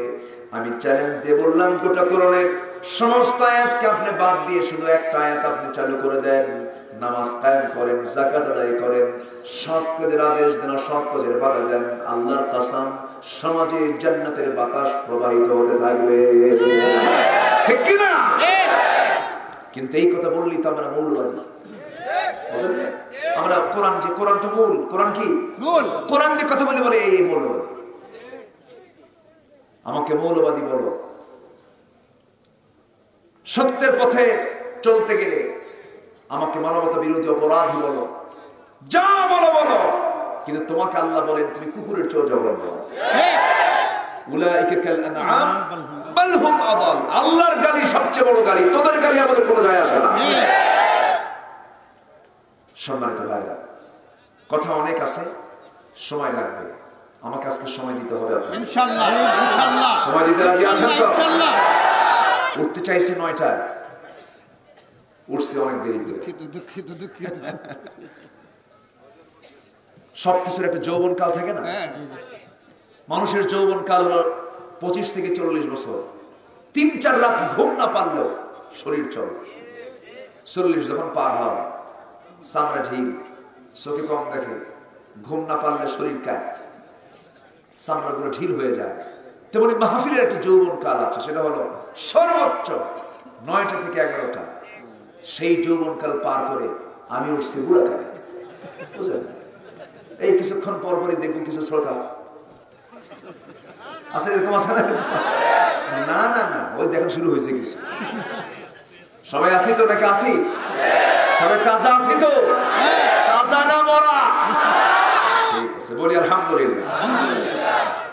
খুব ভালো, খুব সুন্দর। আপনারা টাঙ্গাইল নদীর তীরের মানুষগুলো বড় কলিজার হয়, বলি আলহামদুলিল্লাহ। নদী ছোট না বড়? এই জন্য নদীর তীরের মানুষের কলিজাও কি বড়, বলি আলহামদুলিল্লাহ। খুবই ভালো। নামাজ কায়েম করতে হবে। নামাজ কায়েমের সংগ্রামে যে দল নাই সেই দলে আমরাও নাই, ঠিক কিনা? সোজা কথা, যে দলে নামাজ কায়েমের আন্দোলন নাই সেই দল করে কোনো লাভ নাই।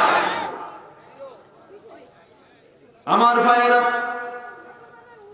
আল্লাহ রাব্বুল আলামিন বান্দাকে বলেছেন, বান্দা তোমাদের মধ্যে এমন একটি টিম থাকা দরকার, যে টিমটা কি করবে?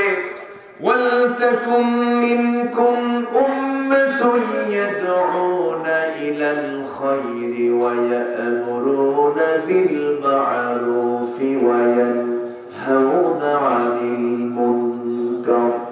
তোমাদের ভিতরে এমন একটি দল থাকা দরকার যারা মানুষকে সৎ কাজের আদেশ দেবে, অসৎ কাজের বাধা প্রদান করবে। এই টিম যখন আমার নবীজি গঠন করলেন, আবু জেহেল সহ্য করতে পারলো নাকি? সহ্য করতে পারে না, কারণ সে মদের দোকানদার, সে জিনার লিডার। জিনা না করলে তার তৃপ্তি হয় না, মদ না পান করলে তার মজা লাগে না, সুদের কারবার না করলে তার ভালো লাগে না। নবীজি যখন এগুলোর বিরুদ্ধে কথা বলা শুরু করলেন, অন্যায়ের বিরুদ্ধে, তখন আবু জাহেলের চক্ষু শুরু হয়ে গেল, বিভিন্ন ফন্দি আটতে লাগলো। কেমন করে দাওয়াতে দিন কি স্তব্ধ করে দেওয়া যায়? প্রথমে প্রলোভন দেখানো হলো, বলা হলো মুহাম্মদ তুমি কি চাও? নারী দিব। এখন এগুলো আছে না নাই? আসতে বলবেন না, আছে না? নারীর কাছে অনেকেই কায়েত হয়ে পড়ে। আমার নবীজিকে নারীর প্রলোভন দেওয়া হলো, বলা হলো তোমাকে ক্ষমতাও দেব, চেয়ারও দিয়ে দেব। তিনি বললেন চাচা আমাকে আপনি যতগুলো প্রস্তাব দিলেন শুধু শুনলাম, একটা কথা আপনাকে বলে দিই, কি? ওই যে আকাশের সূর্য ডান হাতে, ওই যে আকাশের চাঁদ বাম হাতে দিয়ে দিবেন, আল্লাহর দিন থেকে আমি রাসূল এক চুল পরিমাণ নড়ব না। জোরে বলে সুবহানাল্লাহ। টক্কর লেগে গেল। কি লেগে গেল? টক্কর লেগে গেল। যে ইমানদারের সাথে তাগুতের টক্কর লাগবে না, সীমানদার এখন ঈমান আনতে পারে না। ঠিক কিনা বলে? ইমানদার দাবি করতে গেলে তাগুতের সঙ্গে তার টক্কর লাগতেই হবে, লাগতেই হবে। আপনি শত্রুকে না চিনলে শত্রু আপনাকে চিনতেই হবে। আপনাকে শত্রু চিনে নেবে আপনি যে হকপন্থী। আমার বন্ধুগণ, একই কোরআন, একই কিতাব মিশরের আব্দুল বাসিত, কারি আব্দুল বাসিত তেলাওয়াত করে সারা জীবন তিনি পেয়েছেন ফুলের মালা। আর কোরআনের একই কিতাবের ব্যাখ্যা রেখে সৈয়দ কুতুব শহীদ পেয়েছেন ফাঁসির রশির মালা। ঠিক কিনা? একই কিতাব, কেউ পায় ফুলের মালা, কেউ পায় ফাঁসির রশি। কেন? এর মূল কারণ হলো তারা কোরআনটাকে শক্ত করে ধরেছেন, কোরআনের মূল বক্তব্য তারা দিয়েছেন। আমার বন্ধুগণ, ইসলামকে মানতে গেলে ত্যাগ স্বীকার করতে হবে, স্যাক্রিফাইস করতে হবে। দুনিয়া আগে নেব না আখিরাতকে আগে নেব? আমরা দুনিয়া বেচবো না আখিরাত বেচবো? বলেন। দুনিয়া চলে যাক, আখিরাত বিক্রি করা যাবে না। আমার ভাইয়ের এক সাহাবীর কথা মনে হলো, খুব কমন একজন সাহাবী, সবার ইতিহাসগুলো জানা আছে, একটু মনে করে দেওয়ার জন্য বলছি। আমার নবীজির এক প্রিয় সাহাবী, মক্কা এবং মদিনার মাঝামাঝি একটা এলাকা, একটা গোত্রের সেই লোকটা, সেই সাহাবী দিন গ্রহণ করেছেন, ইসলাম কবুল করে নিয়েছেন। ইসলাম কবুল করে নেওয়ার সঙ্গে সঙ্গে আপন চাচার কাছে সংবাদ চলে গেল, বাপ জন্মের আগে দুনিয়া থেকে নাই, মাটা বেঁচে আছেন, চাচার কাছে তিনি মানুষ হয়েছেন। চাচার কানে যখন চলে গেল ভাতিজা ইসলাম কবুল করে নিয়েছে, চাচা তলব করলো ভাতিজাকে ডেকে সামনে এনে বলতেছে, ভাতিজা শুনলাম তুমি নাকি কালিমা পড়েছো, তুমি নাকি দিন গ্রহণ করেছো। এই কথা শোনার সঙ্গে সঙ্গে ভাতিজা বলতেছে মুস্কি হাসি মেরে, চাচা শুনবেন কেন? আপনি আমাকে দেখেন, আশহাদু আল্লা ইলাহা ইল্লাল্লাহু ওয়াহদাহু লা শারীকা লাহু ওয়া আশহাদু আন্না মুহাম্মাদান আবদুহু ওয়া রাসূলুহু। এই স্বীকৃতি দেওয়ার সঙ্গে সঙ্গে চাচা বলতেছে, ভাতিজারে এত কষ্ট করে তোকে তিলে তিলে বড় করলাম, আমি তোর থেকে আজকে সমস্ত সম্পত্তিগুলো জোর করে তোর থেকে আমি ছিনতাই করে নেব, জোর করে নিয়ে নেব। ভাতিজা মুস্কি হাসি মেরে বলছে, চাচা জোর করে আমার কাছ থেকে আপনার সম্পদ নিজে নিবেন কেন? আমি আস্তে করে আমার সমস্ত সম্পত্তি আমি আপনার হাতে তুলে দিলাম। জোরে বলুন সুবহানাল্লাহ। দুনিয়া আগে না আখিরাত আগে? আখিরাত আগে। এই কথা শোনার সঙ্গে সঙ্গে চাচা আরো খেপে গেল, রেগে গেল। রেগে গিয়ে বলছে, ভাতিজা আমি তোকে আজকে লাঞ্ছিত করব, অপমানিত করব। ভাতিজা চুপ মেরে সামনে দাঁড়ায় আছে, জামার বুতামটা টান মেরে ছিঁড়ে তার গায়ে থেকে জামাটা খুলে নেওয়া হলো। জামা খুলে নেওয়ার সঙ্গে সঙ্গে বলল, লুঙ্গিটাও খুলে নেব তোর কাছ থেকে। জোর করে তার পরনের লুঙ্গিটাও খুলে নেওয়া হলো, সম্পূর্ণ উলঙ্গ করে ঘর থেকে বের করে দেওয়া হলো। মার সামনে গিয়ে দাঁড়ায় সেই যুবক বলে, আমার দিকে তাকাইও না, আমি দিন গ্রহণ করেছি, ইসলাম গ্রহণ করে নিয়েছি, এই জন্য আমার চাচা আমাকে উলঙ্গ করে ঘর থেকে বের করে দিয়েছে। ছোট্ট একটা চাদর দাও, কোনো মতো 17টা ডেকে নিয়ে নবীর দরবারে যাব, আশা করা যায় নবী আমাকে আর ফেলে দিবেন না। ছোট্ট একটা চাদর দিয়া 17টা কোনো মতো ঢাকলেন। প্রচন্ড শীতকাল, শীতের রাত্রিবেলায় রওনা দিয়েছেন। সকালবেলা হয়ে গেল, নবীর দরজার সামনে তিনি দাঁড়ায় আছেন। কড়া নাড়লেন, দরজা খুলে গেল। নবীজি দরজা খুলেই দেখেন থরথর করে উলঙ্গ গায়ে কাঁপতেছে একজন সাহাবী, একজন আল্লাহর গোলাম। তিনি বলছেন, তোমার পরিচয়টা কি? তোমার এমন অবস্থা হয়েছে কেন? আমার এমন অবস্থা হওয়ার কারণ হলো, দিন গ্রহণ করেছি, আমার চাচা আমার কাছ থেকে সব খুলে নিয়েছে, আমাকে আজকে উলঙ্গ করে বাড়ি থেকে বের করে দিয়েছে। নবীজি কিচ্ছু বললেন না, ভিতরে গেলেন। সুন্দর তার গায়ের দুটা জুব্বা আস্তে করে বের করে যুবকের সামনে দাঁড় হয়ে মুস্কান মেলে বলছেন, ও আল্লাহর গোলাম, তোমার চাচা তোমাকে উলঙ্গ করে ঘর থেকে বের করে দিয়েছে, আমি বিশ্বনবী তোমার গায়ে আমি কাপড় দিয়ে তোমাকে ঢেকে দিলাম। জোরে বলে সুবহানাল্লাহ, আরো জোরে বলে সুবহানাল্লাহ। দুঃখের পরে শোক আছে না নাই? আস্তে দুঃখের পরে শোক আছে না নাই? দুঃখের পরেই সুখ। আমার ভাইরা, সাহাবী খুব আনন্দ পেয়ে গেলেন। নবীজি বলছেন, সাহাবী রে, তোমার নামটা কি? আব্দুল উজ্জা। আব্দুল উজ্জা তোমার নাম হতে পারে না, তোমার নাম আজকে থেকে তোমার নাম হয়ে গেল আব্দুল্লাহ। এই আব্দুল্লাহ খুব খুশি হলেন। এবার রাসূল বলছেন, আব্দুল্লাহ, তোমার জন্য আমি আজকে একটা স্পেশাল দোয়া করে দেব। কি দোয়া হুজুর? আপনি আমার জন্য দোয়াটা করে দেন। আমার রাসূল আকাশের দিকে তাকায় বলছেন, আল্লাহ, আব্দুল্লাহ দিন গ্রহণ করতে গিয়ে যে ত্যাগ স্বীকার করেছে, আব্দুল্লাহর জান এবং মালকে তুমি আল্লাহ কাফের বেঈমানদের জন্য হারাম করে দাও। এই দোয়া করার সঙ্গে সঙ্গে আব্দুল্লাহর কান্নাটা বেড়ে গেল, হাউমাউ করে কান্দার বলে, হুজুর আপনি এমনটা দোয়া করলেন কেন? আপনার দোয়া তো কবুল হয়ে যাবে, আমি তো শহীদ হতে পারবো না। আমার সারা জীবনের আমার একমাত্র শখ হচ্ছে, আমার একমাত্র নিয়ত হলো আমি যেন শহীদ হয়ে আল্লাহর সামনে হাজির হতে পারি। কিন্তু আপনি আমার জন্য এমন দোয়া করলেন কেন? এই কথা শোনার সঙ্গে সঙ্গে রাসূল বলছেন, আব্দুল্লাহ চিন্তা করো না, ওয়া ইম্মা তাআলা ফিরাশিহি, তোমার মরণ যদি বিছানাতেও হয়ে থাকে, শহীদের তামান্না যদি নিয়ে তুমি থাকো বুকে ধারণ করে, আল্লাহ তোমাকে শহীদের দরজা ঘরের মৃত্যুতেও দিয়ে দিবেন। সাহাবী কাস্তে করে বিদায় দিলেন। যাও সাহাবী, আমার আসহাবে সুফার সদস্যদের সঙ্গে তুমি থাকো, সেই জায়গায় বসো, খাও। আল্লাহর কালাম যখন তিনি তেলাওয়াত করতেন, কিতাবে লেখে সে আব্দুল্লাহর তেলাওয়াত এত চিৎকার মেরে মেরে তেলাওয়াত করতেন আর কেঁদে ফেলতেন, চোখের পানি ফেলতেন। সাহাবীরা আমার নবীর কাছে এসে রিপোর্ট করলেন, ইয়া রাসূলুল্লাহ, ইয়া হাবিবাল্লাহ, এমন একজন সাহাবী আমাদের মাঝে নতুন এসেছে, যার তেলাওয়াতের আওয়াজে আমাদের কষ্ট হয়, আমাদের বিরক্ত লাগে, একটু আস্তে আস্তে করে তেলাওয়াত করলে ভালো হয়। নবীজি বলছেন, সাহাবীরা রে, এমন সাহাবীর বিরুদ্ধে তোমরা কথা বলতে শুরু করেছো, ওই সাহাবীর বিরুদ্ধে তোমরা আর একটা নালিশ আমাকে দিবা না। আমার আব্দুল্লাহ যখন কোরআন তেলাওয়াত করে চিৎকার মেরে মেরে পড়ের কারণ হলো আব্দুল্লাহর দিন গ্রহণ করতে দারুণ বেগ পেতে হয়েছে। দুনিয়ার সব কিছু সে বিক্রি করে আল্লাহর দিনটাকে সে গ্রহণ করে নিয়েছে। তোমরা আমার আব্দুল্লাহকে কষ্ট দিও না। আমার নবীজি মদিনার মসজিদ থেকে একদিন জিহাদের ডাক চলে এলো। নবীজি সাহাবে কেরামকে নিয়ে জিহাদের ময়দানে রওনা করলেন। ওই সাহাবী আব্দুল্লাহ নবীর সঙ্গে রওনা করলেন।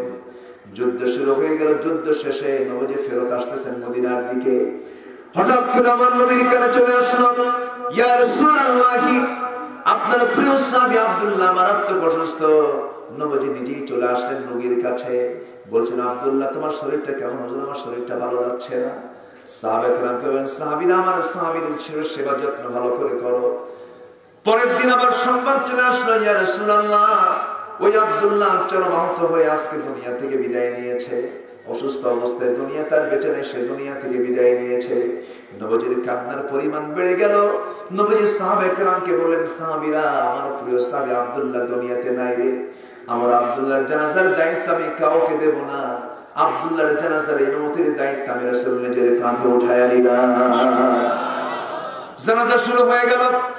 সেই জানাজায় আমার নবীজি শামিল হলেন।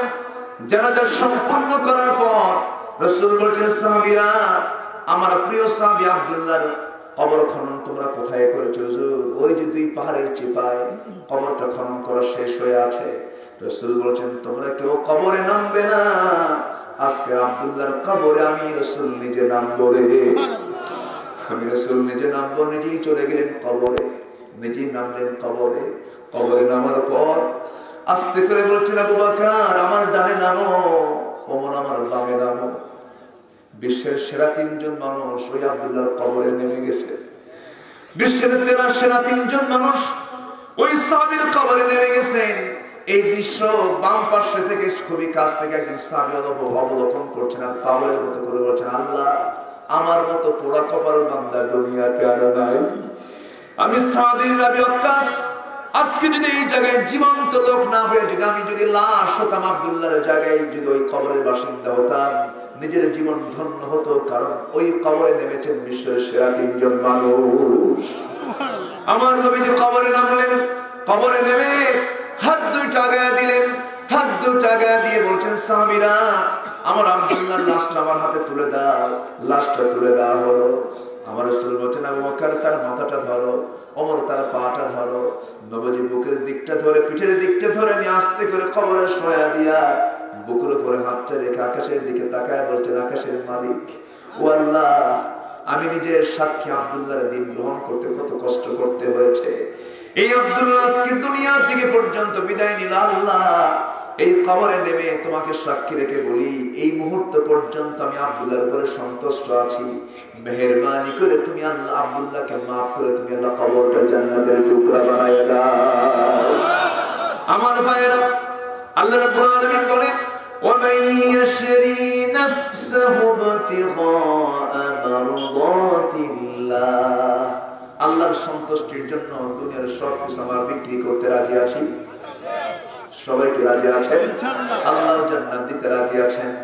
আমার ভাইয়েরা, আমার বন্ধুগণ, নামাজ তো পড়তে হবে, নামাজ কায়েমের সংগ্রামও করতে হবে। নামাজ কায়েমের ব্যাপারে আমাকে আপনাকে উৎসাহ দিতে হবে, এগিয়ে আসতে হবে।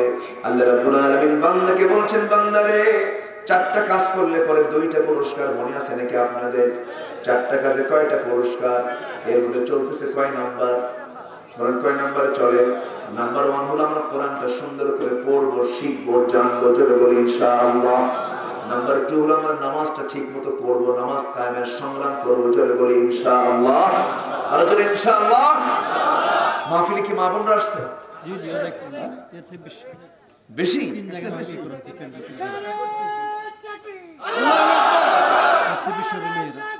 আল্লাহু আকবার। সংসদে আলো, সংসদে আলো, আমার নেতা, তোমার নেতা, বিশ্বনবী মুস্তাফা। হ্যাঁ, ঠিক আছে, ঠিক আছে, তাই তো আমি আপনার সাথে একমত। 12টায় কি চলে? আর 12টায় কি আওয়াজ থাকে? তাই তো, ঠিক আছে। ওমরের মতো মেজাজ দেখেন না, একদম এই জামানার ওমর। বলি আলহামদুলিল্লাহ, খুবই সুন্দর, আলহামদুলিল্লাহ। দাঁড়িয়ে দাঁড়িয়ে আমার থেকে হবে, দাড়ি কোথায়? মোষটাকে ছোট করো, দাড়িকে ছেড়ে দাও, বলেছেন মুহাম্মদ সাল্লাল্লাহু আলাইহি ওয়াসাল্লাম। দাড়িটা রেখে দিতে হবে আমাদের, হ্যাঁ, রাখবো, জোরে বলি ইনশাআল্লাহ। আচ্ছা স্যার, কবর পর্যন্ত এই সুন্নাত চলে যাবে। কবর পর্যন্ত নামাজ পড়লাম, সুন্নাত আদায় হয়ে গেল, দেখা যায় না। কিন্তু দাড়ি কি দেখা যায় না? এই দাড়িটা এমন সুন্নাত যে কবর পর্যন্ত এই সুন্নাত চলে যাবে। জোরে বলি সুবহানাল্লাহ। দাড়ি রাখেন আমাকে, হুজুর দাড়ি রাখলে তো বিয়ে করতে পারবো না। কি চিন্তা দেখেন, যে মহিলা দাড়ি পছন্দ করবে না সেই মহিলাকে বিয়ে করার দরকার নেই, ঠিক কিনা? মেয়েরা তো কম না। দাড়িওয়ালা ছেলে হলে বলে, আব্বা কি পছন্দ করো? তো চাচা আছে না, এগুলো আছে না? নাই, এটা হলো না। আমার মা, একটু রুচিটা চেঞ্জ করতে হবে, মানসিকতার পরিবর্তন আনতে হবে।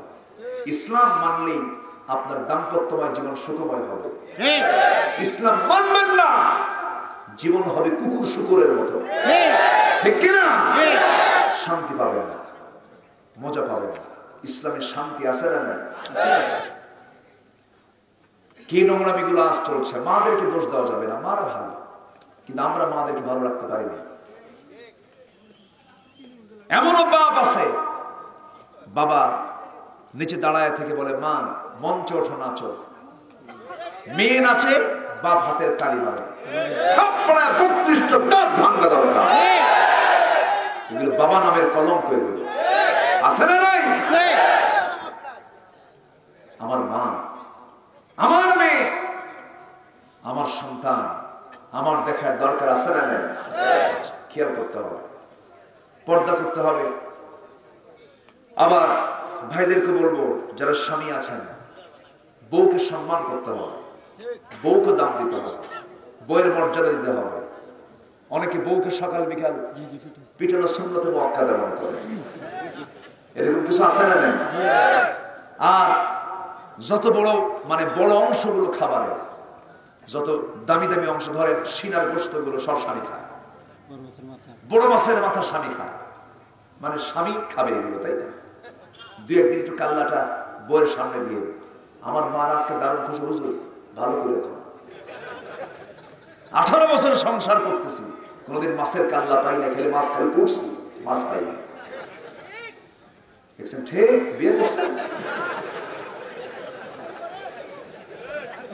কষ্ট পাচ্ছেন নাকি আপনারা? আমার দেশের মায়েরা অনেক ভালো, কিন্তু আমরা ভালো করতে পারি না।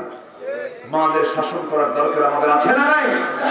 নিজের স্ত্রীকে দেখতে হবে, স্বামীকে, আমার স্ত্রী কি করে দেখার দায়িত্ব আছে না নাই? কোথাও যাবেন, বউকে সাথে নিয়ে চলে যাবেন, বউকে রেখে কোথাও যাবেন না। আমার নবীজি যুদ্ধে গেছেন বউকে নিয়ে, হজে গেছেন বউকে নিয়ে, একবার জীবনে হজ করেছেন, তাও সাথে আয়েশা আছে। আল্লাহু আকবার, তাই না? উহুদ যুদ্ধে আয়েশা।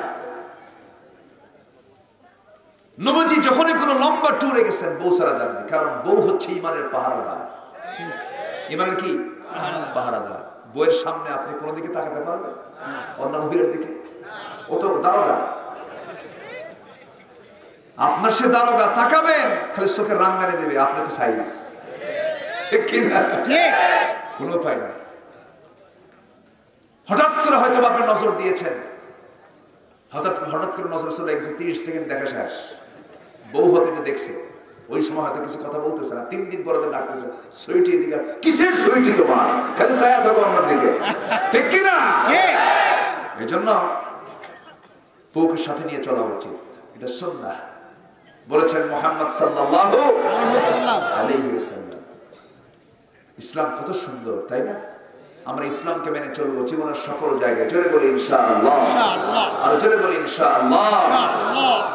আবার মাদেরকে বলবো, মা স্বামীকে একটু দাম দিবেন, স্বামী একটু কালো হয়েছে, হয়তো একটু গরিব হয়েছে, মনটা খুব খারাপ, আমার জীবনটাই পয়মা। এরকম কিছু মহিলা আছে না নাই? বলুন, আমার স্বামী কিচ্ছু নাই, টাকা পয়সা নাই, কিচ্ছু নাই, এরকম আছে না? আছে না? আছে। এই বৈষয়িক চিন্তা মাথা থেকে ছেড়ে দিবেন। স্বামী একটু কালো হয়েছে, মনটা খুব খারাপ, স্ত্রী একটু সুন্দর, মাঝে মাঝে খোঁটা মারে, স্বামী এগুলো খোঁটাগুলো শোনে, এরকম আছে না? এরকম আছে না? রাসূল বললেন, তোমার বিয়ের সময় হয়নি যে, তোমার বিয়ের দায়িত্ব আমি নিলাম, যাও, তোমার বিয়ে হবে সবচেয়ে সুন্দরী নারীর সাথে, যাও। একটু আসতে পারেন সুবহানাল্লাহ। সাহাবী দারুণ খুশি, রাসূল তো কখনো মিথ্যা বলবেন না, হুজুর সত্যি কি তাই হবে? হ্যাঁ, তোমার বিয়ে হবে, যাও। কোথায়, কার সাথে? ওই যে ইবনে ওহাবের মেয়ের সাথে। হুজুর আমি একটু তাহলে যাই? হ্যাঁ যাও। হুজুর মুখে বলবো না, আপনি একটু লিখে দেন, একটু ব্যবস্থা করে দেন, আমি যাই, আমি এরকম বলতে পারবো না। সুন্দর করে একটা চিঠি প্রস্তুত করা হলো, সেই চিঠিখানা ভাঁজ করে নিয়ে মেয়ের বাবার কাছে গিয়ে এই কালো সাহাবী গিয়ে বলতেছে, এই মেয়ের বাপ ইবনে ওহাব, এই যে চিঠি পড়ো, তাড়াতাড়ি ব্যবস্থা করো। কি বোঝেন? তাড়াতাড়ি ব্যবস্থা করো। আমি যুবক মানুষ, যৌবন আছে, বিয়ে শাদী করা দরকার। ইসলাম বিবাহকে খুব উৎসাহ দিয়েছে। ইসলাম বলে বিয়েকে সহজ করো, জেনাকে জটিল করো। আর আজকের সভ্যতা জেনাকে সহজ করে বিয়েকে জটিল বানিয়ে দিয়েছে। বাপরাও কম দুষ্ট না, বাপরা ছেলেকে বিয়ে করে না। বাবার সামর্থ্য আছে, ব্যাংক ব্যালেন্স আছে, টাকা পয়সা আছে, ব্যবসা আছে, বাণিজ্য আছে, কেন বাবা এখন বিয়ে করিস না, প্রতিষ্ঠিত হ। প্রতিষ্ঠিত হয়ে বিয়ের শর্ত নয়, যৌবনের সঙ্গে বিয়ের শর্ত। বোঝে না। আমার যুবক ভাইয়ের আজকে খুব খুশি হয়েছে, ভালো করে এখন আব্বা বোঝে না নাকি?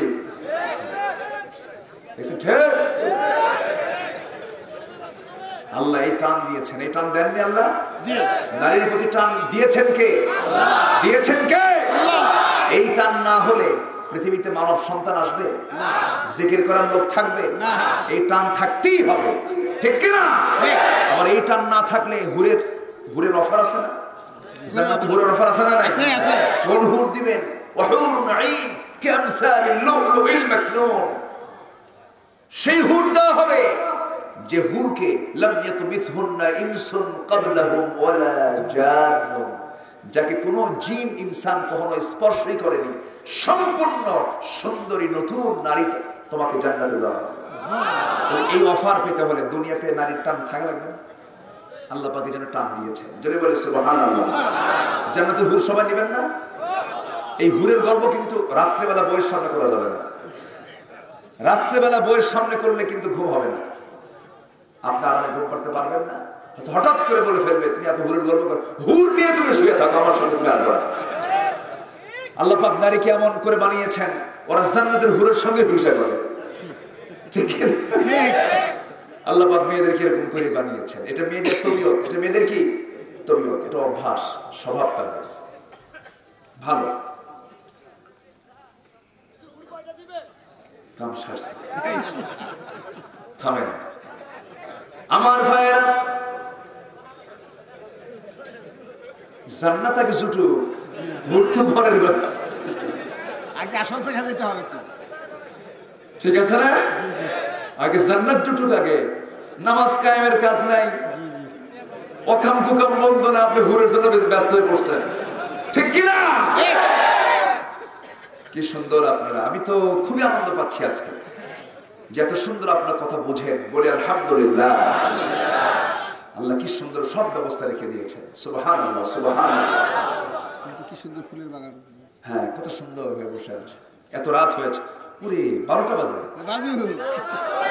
আলোচনা চলো, হুজুর বলুন, হুজুর বাচুক, আমরাও শুনি। জি জোরে বলি ইনশাআল্লাহ। খুব সুন্দর। কয়টা কাজ মনে আছে? কয়টা কাজ চলতেছে? কয় নাম্বার? আমরা কোরআন শিখবো না? কেমনে শিখবো? হ্যাঁ, শেখার মতো শিখবো, যেমনে শেখা যায় তেমনে শিখবো। চেষ্টা করবো, মান জাদ্দা ওয়াজাদা, চেষ্টা করবো পেয়ে যাবো। লাইসা লিল ইনসানি ইল্লা মা সাআ, আমরা চেষ্টা করবো, জোরে বলি ইনশাআল্লাহ। জান্নাতের হুর আল্লাহ পাক আমাকে আপনাকে দিবেন। এই হুরের অফার ওই যুবকই গ্রহণ করবে যে যুবকের মধ্যে যৌবন থাকবে, ঠিক কিনা? যৌবন আল্লাহ পাক দিয়েছেন, যৌবনের নিয়ামত, বলি আলহামদুলিল্লাহ। যৌবনকে নষ্ট করা যাবে না, যৌবন বরাদ্দ করতে হবে বইয়ের জন্য। কার জন্য? বইয়ের জন্য। এটা বইয়ের হক। আবার বইয়ের স্ত্রীর যৌবনকে বরাদ্দ করতে হবে স্বামীর জন্য, এটা স্বামীর হক। এই হক আপনি নষ্ট করবেন, শান্তি পাবেন না। এই হক আপনি ধ্বংস করবেন, সমাজ ব্যবস্থা ধ্বংস হয়ে যাবে, সব ওলট পালট হয়ে যাবে। যেমন করে ওই ক্যাম্পাসের গাছের গোড়ায় গোড়ায় বসে আছে কিছু, আছে না নাই? ক্লাস হয় দুইটা, একটা হলো ইন কোর্স, আরেকটা হলো আউট কোর্স। ইন কোর্সের ক্লাস হলো 2 ঘন্টা, আর আউট কোর্সের ক্লাস বটতলার সেই নিচে বসে 14 ঘন্টা বসে বসে কুটকুট করে বাদাম খায়। ছেলের কোলে মেয়ে শুয়ে থাকে, মেয়ের কোলে ছেলে শুয়ে থাকে, বাকবাকু বাকবাকু, আছে না নাই? এই জন্য নোংরামিগুলো চলে। যারা শাসন করবেন, সেই শাসনের লাঠি যাদের হাতে আছে, তারা লাঠিটা হাতে না নিয়ে পাখা নিয়ে কয় বাতাস দেই, বাতাস দেই। আমার ভাইয়েরা, জেনা কেমন করে বন্ধ হবে? জেনাতে এইভাবে বন্ধ হবে না। জেনা বন্ধ করার জন্য নামাজ কায়েম যেখানে হবে, সেই জায়গায় পর্দার বিধান জারি হয়ে যাবে। কোন মেয়েকে প্রকাশ্যে কেউ দেখতে পাবে না, চেহারা তার দেখতে পাবে না, তার অঙ্গভঙ্গি দেখতে পাবে না। তার বুকের উপরই প্রশস্ত কাপড় ঝুলানো থাকবে, নিতম্বে প্রশস্ত কাপড় ঝুলানো থাকবে, আপদ মস্তক ঢাকা থাকবে। তার দিকে কেউ তাকাবে না, সম্মানজনক ভাবে তার দিকে নজরটা দেবে। গুনাহ হবে না এমন জাতীয় পোশাক পরবে যে সমাজে নামাজটা কায়েম হয়ে যাবে। আমার মায়েরা, ছোট্ট একটা ইতিহাস মনে পড়ছিল। ওই সাহাবী নবীর কাছে গিয়ে বললেন, ইয়া রাসূলুল্লাহ, আমি তো বিয়ে করতে চাই। ওই চিঠিখানা নিয়ে যখন মেয়ের বাবার কাছে যখন উপস্থাপন করা হলো, মেয়ের বাপ চিঠিখানা খুলেই দেখে রিসালাতুন আযীমা, সম্মানজনক চিঠি। রাসূলুল্লাহ সাল্লাল্লাহু আলাইহি ওয়াসাল্লাম আমার মেয়ের জন্য পাঠিয়েছেন। রাসূল আমার মেয়েকে নিয়ে চিন্তা করেছেন, আমি আমার মেয়েকে ছেলের সঙ্গে বিয়ে দেব। সুবহানাল্লাহ। চেহারায় না তাকওয়ায়?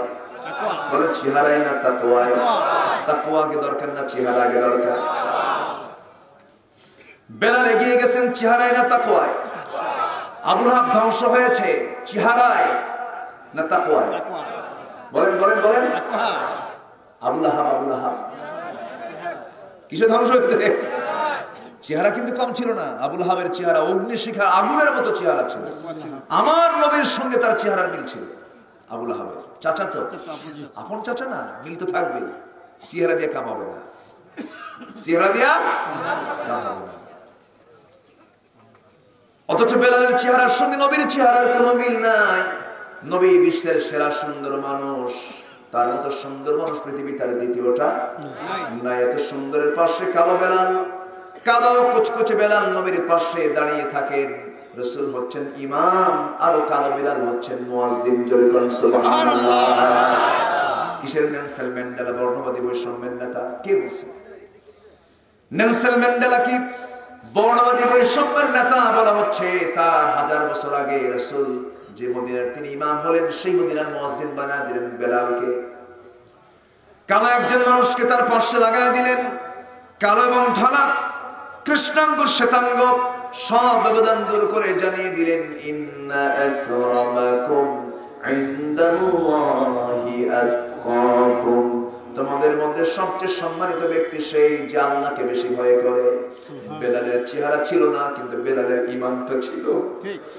ইসলাম যখন কবুল করেন, আবু জেহেল বেলালের মুনিবকে শাসায় বলতেছে, উমাইয়া তোর ভাত খায়া তোর কাপড় চোপড় পরে বেলাল ইসলাম কবুল করেছে, তুই কি করিস? চাপ দিয়েছে, টাইট দিয়ে দিয়েছে। উমাইয়া সে বলতেছে, বেলাল শুনলাম কি যেন তুই নাকি ইসলাম কবুল করেছিস।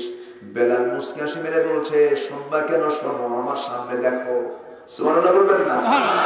তোমার ভালো লাগলে তুমি আমার সঙ্গে পড়ো। বেলাল যখন এই কালেমার স্বীকৃতি দিয়ে দিলেন, উমাইয়া তেলে বেগুনে খেপে গেল, অগ্নিশর্মা হয়ে থাপ্পড় মেরে জমিনে ফেলে দিল। মারতে মারতে উমাইয়া নিজেই ক্লান্ত হয়ে পড়ে, কিন্তু বেলাল ক্লান্ত হন না। রক্ত মাখা শরীর নিয়ে নিথর দেহে পড়ে থাকেন। শেষ পর্যন্ত প্রাণী রশি গলার মধ্যে বেঁধে দিয়ে টেনে হেঁচড়ে বালু, তপ্ত বালুর মধ্যে নিয়ে যায়। বুকের উপরে পাথর চাপা দিয়ে বেলালকে বলে, বেলাল ইসলাম ছাড়বে কিনা বল। তিনি বলেন, কুল হুয়াল্লাহু আহাদ আল্লাহুস সামাদ লাম ইয়ালিদ ওয়া লাম ইউলাদ ওয়া লাম ইয়াকুল লাহু কুফুয়ান আহাদ। জোরে বলি আল্লাহু আকবার। বারবার তিনি সূরা ইখলাস পড়ছেন, আহাদ আহাদ বলছেন। উমাইয়া করল কি, খেপে গিয়ে তার বুকের উপরে বসে বাম হাত মুখের মধ্যে ঢুকা দিয়া বাবলা গাছের কাঁটা ডান হাতে নিয়া জিব্বা বাম হাতে মুখ থেকে বের করে টান মেরে বের করে দিয়া বাবলা গাছের কাঁটা জিব্বার মধ্যে ঢুকায়া দিল। ফিনকি দিয়ে রক্ত বের হয়ে গেল। বলা হলো, বেলাল জিব্বা বন্ধ করলাম, তুই আল্লাহর কালাম তেলাওয়াত করবি কেমনে? ফাকরা মা তায়াসসারা মিনহু, আল্লাহর কালাম তুই তেলাওয়াত করবি কেমনে? তেলাওয়াত করতে দেব না। সঙ্গে সঙ্গে বেলাল নখটা উঁচু করে শাহাদাত আঙ্গুলি বের করে বলছে, উমাইয়া রে, আমার জিব্বা বন্ধ করলে কি হবে? আমার আল্লাহর নাম আমার দিলের মাকামে রেখে দিয়েছি। সুবহানাল্লাহ। আরো জোরে বলে সুবহানাল্লাহ। তিনটা কালো মানুষ, পৃথিবীর বিখ্যাত মানুষ, তিনটা কালো মানুষ। কয়টা বলে? একটা বেলাল, একটা কি বেলাল, আরেকজন হচ্ছেন লোকমান। আরেকজনকে লোকমান, সূরা লোকমান আছে না নাই? লোকটা ছিলেন কালো, খাটো, বেটে মানুষ, নাকটা মোচা, পার গোড়াগুলো ফাটা ছিল, খসখসে তার স্কিন ছিল। দেখতে তেমন তিনি সুন্দর ছিলেন না, কিন্তু লোকমানকে আল্লাহ পাক নবুয়ত না দিলেও তাকে হিকমত দিয়েছিলেন। এত বড় যোগ্যতা দান করেছেন যে তার নামে একটা সূরার নামকরণ করে গোটা পৃথিবীর মানুষকে লোকমানের মতো বাপ হতে বলেছে। জোরে বলো সুবহানাল্লাহ। তোমরা বাপ হও কার মতো? জোরে বল, কার মতো? লোকমানের মতো। ইয়াইদুহু ইয়া বুনাইয়া লা তুশরিক বিল্লাহ, লোকমান যেমন করে সন্তানকে নসিহত করেছে তোমরা লোকমানের মতো সন্তানকে নসিহত করো। যেরকম সুবহানাল্লাহ। আমার ভাইয়েরা, এক রাত পেয়েছি, কয় দিকে আর কথা বলি, মূল লাইনগুলো শেষ করে দেওয়ার চেষ্টা করছি। আমার মা অনেক শুনেছেন, মা বোনরা এসেছেন, মা বোনদেরকে উদ্দেশ্য করে একটু ছোট্ট একটা কথা আমি বের করেছি। সেই কালো সাহাবী আমার নবীর সামনে এসে যখন এই কথা বললেন, চিঠিখানা নিয়ে মেয়ের বাবার কাছে দিলেন। মেয়ের বাপ রাজি হয়ে গেছে। মেয়ের সামনে গিয়ে দেখেন মেয়ে কান্দে। মা তুমি কান্দো কেন? কালো দেখে নাকি বিয়ে দেব না? মেয়েটা বলছে, বাবা বুঝতে ভুল করেছো, আমাকে নিয়ে তুমি এরকম নেগেটিভ মন্তব্য করো কেন? আমি তো চেহারা দেখি নাই, কাঁদতেছি এই জন্য। এই জগতে আমার বিয়ে হবে নবীজির পছন্দ করে সেই কালো ছেলের সাথেই। এই রাস্তে কোন সুবহানাল্লাহ। কোন সৃষ্টিকে গালি দেওয়া যাবে? কোন সৃষ্টিকে আন্ডার এস্টিমেট করা যাবে? কোন সৃষ্টিকে খাটো চোখে দেখা যাবে? কালোকে কালো বলা যাবে? লা ইয়াসখার। কি লা ইয়াসখার? সূরা হুজুরাত আমরা পড়ব। সূরা হুজুরাতে 10টা হুকুম আসছে। কয়টা হুকুম? 10টা হুকুম। ফাতাবায়ানু ফাসলিহু, আছে না? জি আছে না এগুলো? লা ইয়াগতাব, লা ইয়াসখার, আছে না এগুলো? আচ্ছা 10টা। আজকে সূরা হুজুরাত তো ধরি নাই, ওইদিকে যেতে পারতেছি না। কাউকে এড়িয়ে যেও না, উপহাস করো না, সম্মানের আঘাত করো না, সম্মানটাকে আঘাত দিয়ে কথা বলো না। 10 জনের সামনে তুমি উপহাস করে ডাকতেছে, এই সলু এইদিকে আয়, এই কালু এইদিকে আয়, এই লম্বু এইদিকে আয় না। এগুলো ইমানদার করতে পারে না, এগুলো হারাম। এগুলো কি হারাম? আমার ভাইরা, ওই নারী বললেন, আমার আব্বা আপনি কেন আমাকে সন্দেহ করেন? নবীজির পছন্দ আমার পছন্দ, ওই আল্লাহর গোলামের সঙ্গে আমার বিয়ে হয়ে যাবে। মেয়ের বাপ আস্তে করে বের হয়ে বলছেন, ও সাদ আল আসাদ সুলাইমি, আমার মেয়েও রাজি, আমিও রাজি, খুব খুশি। সাদ সালমি দৌড় মেরে মেরে নবীর সামনে দাঁড়ায় বলছেন, হুজুর আজকে আমার সফর সফল হয়েছে। মেয়েও রাজি, মেয়ের বাপও রাজি, আমিও রাজি। হুজুর আপনি কি করবেন কোন? কি ঠিক আছে বিয়ে করো। হুজুর বিয়ে তো করবো আমি, সত্য সমাধান আপনাকে কি করতে হবে? রাসূল বললেন, টাকা পয়সা আছে নাকি? তোমার টাকা পয়সা নিয়ে আসো। হুজুর টাকার দায়িত্ব যদি আমাকে দিয়ে দেন, আমার আজীবনও বিয়ে হবে না। দেখছেন সুবহানাল্লাহ বলবেন না? যুবক কথাগুলো শোনো, জীবনে আমার বিয়ে হবে না। রাসূল বললেন, কেন হুজুর? টাকা পয়সা তো দূরের কথা, ঘর পর্যন্ত আমার নাই, আমি কি করব? অতএব বিয়ের সময় যৌথ হয়েছে, আপনি যখন বিয়ের সমস্ত দায়িত্ব নিয়েছেন, টাকাটা আপনি দেন। সুবহানাল্লাহ বলবেন না? আমার নবীজি মুস্কে একখানা হাসি মেরে ফেললেন। হাসি মেরে বলছেন, সাহাবী বিয়ে করবা তুমি, টাকা দেব আমি। আমার নবীজি বলেন, ঠিক আছে, আমার ধনী জামাই আছি, ওসমান এদিকে আসো, নোমান এদিকে আসো। দুজনের কাছ থেকে 200, 400 দিরহাম নিয়া নবীজি বলছেন, এই যে 400 দিরহাম দিলাম, ও সাদ রে যাও বিয়ের বাজার করে আনো, আগামীকালকে বিয়ে হবে। বিয়ের বাজার করতে গেছেন, বিয়ের বাজার করতে নিয়ে হঠাৎ করে এক সাহাবী এসে তার কানে সংবাদ দিচ্ছেন, ও সাদ তুমি কি জানো জিহাদের কিন্তু ডাক চলে এসেছে। এই কথা শোনার সঙ্গে সঙ্গে চোখটা নিচের দিকে রাখলেন, জমিনের দিকে তাকায়া গভীর চিন্তায় তিনি মগ্ন হয়ে গেলেন। হারে, বিয়ের সুযোগ তো জীবনে বারবার আসতে পারে, জিহাদের ডাক আমার কানে জীবনে নাও আসতে পারে। জিহাদ থেকে প্রাধান্য দিলেন, নারীর দিকে তাকালেন না, কারণ সবার আগে প্রেম হবে কার সাথে? আসতে বলবেন না, কার সাথে? আল্লাযীনা আমানু আশাদ্দু হুব্বান লিল্লাহ, ইমানদাররা সবচেয়ে বেশি কাকে ভালোবাসে? বউ একদিন থাকবে না রে ভাই। সুন্দরী বউ, সুন্দরী নারী বিয়ে করলাম, বিয়ে করার পর অল্প বয়সে যদি বউটা রেখে যদি স্বামী মারা যায়, স্বামী মারা যাওয়ার পরে বউটা কান্দে, একদিন 2 দিন পর একটু কমে, 3 দিন পর কান্না আর একটু কমে, 10 দিন আর একটু কমে যায়, 1 মাস আর একটু কমে যায়, 3 মাস পর্যন্ত কাঁদতেই থাকে। 4 মাস যখন হয় ধীরে ধীরে কান্না বন্ধ হয়ে যায়। বাস্তব জীবনে চলে আসে 5 মাস 6 মাস যখন চলে যায়, বাপ মা বলে, মা জীবন নষ্ট করিস না, বিয়েটা হওয়া দরকার, যৌবন তো আছে। সবাই মিলে ধরে বিয়ে দিয়ে দেয়। নতুন স্বামী পায়া মুস্কা হাসি মেরে বাপ মাকে বলে, মা আগের স্বামীর চাইতে এই স্বামী আরো ভালো। কথা বোঝা গেল? কিন্তু আল্লাহর সঙ্গে ভালোবাসা এটা পার্মানেন্ট, এটাই থেকে যাবে, এটাই অবশিষ্ট হয়ে যাবে। সন্তান যে সন্তানের জন্য আমি বিশাল প্রাসাদ করলাম, শর্ত সম্পদ করে গড়ে থেকে চলে গেলাম, আমি মরে গেলাম, সব দখল করলো, অকাম কুকামও করলো, আমি করলাম সম্পদ, সন্তান অপচয় করে সব শেষ করে দিল। এই জন্য আমার আপনার সম্পদ, সন্তান, সন্ততি যা কিছু আছে এগুলো দরকার ঠিক আছে, কিন্তু সবচেয়ে বেশি দরকার আমার কাকে? আসতে বলবেন না, কাকে? আল্লাহকে দরকার। আমার ভাইরা, আমার বন্ধুগণ, ওই সাহাবী করলেন কি? যুদ্ধের ডাকটাকে বেশি প্রাধান্য দিলেন। ওই 400 দিরহাম দিয়ে ঘোড়া কিনলেন, তরবারি কিনলেন, যুদ্ধে ঝাঁপিয়ে পড়লেন। বিয়ার করা হলো না। যুদ্ধ করতে গিয়ে যুদ্ধের এক পর্যায়ে জিহাদ করতে করতে, লড়াই করতে করতে কাফিরদের আক্রান্ত হলেন, রক্তক্ষরণ হলো, দুনিয়া থেকে চিরদিনের মতো বিদায় নিয়ে নিলেন। নবীর কানে সংবাদ আসলো, হুজুর সাদ তো দুনিয়া থেকে বিদায় নিয়েছে। রাসূল বলেন, কোন সাদের? সাদ নামে একাধিক সাহাবী ছিল, আর একজন সাদ নামে সাহাবী ছিলেন, মাত্র 5 বছর বেঁচে ছিলেন, যার মৃত্যুতে আল্লাহর আরশ পর্যন্ত কেঁপে উঠেছিল। সুবহানাল্লাহ। ইসলাম পেয়েছেন কয় বছর? ভালো হওয়ার জন্য কি টাইম লাগে নাকি? মাত্র 5 বছর ইসলাম পেয়েছিলেন তিনি। 32 বছর বয়সে ইসলাম কবুল করেন। মদিনায় রাসূল যখন গেলেন, 37 বছর বয়সে তিনি মারা গেলেন। মাত্র ইসলাম পেয়েছেন 5 বছর।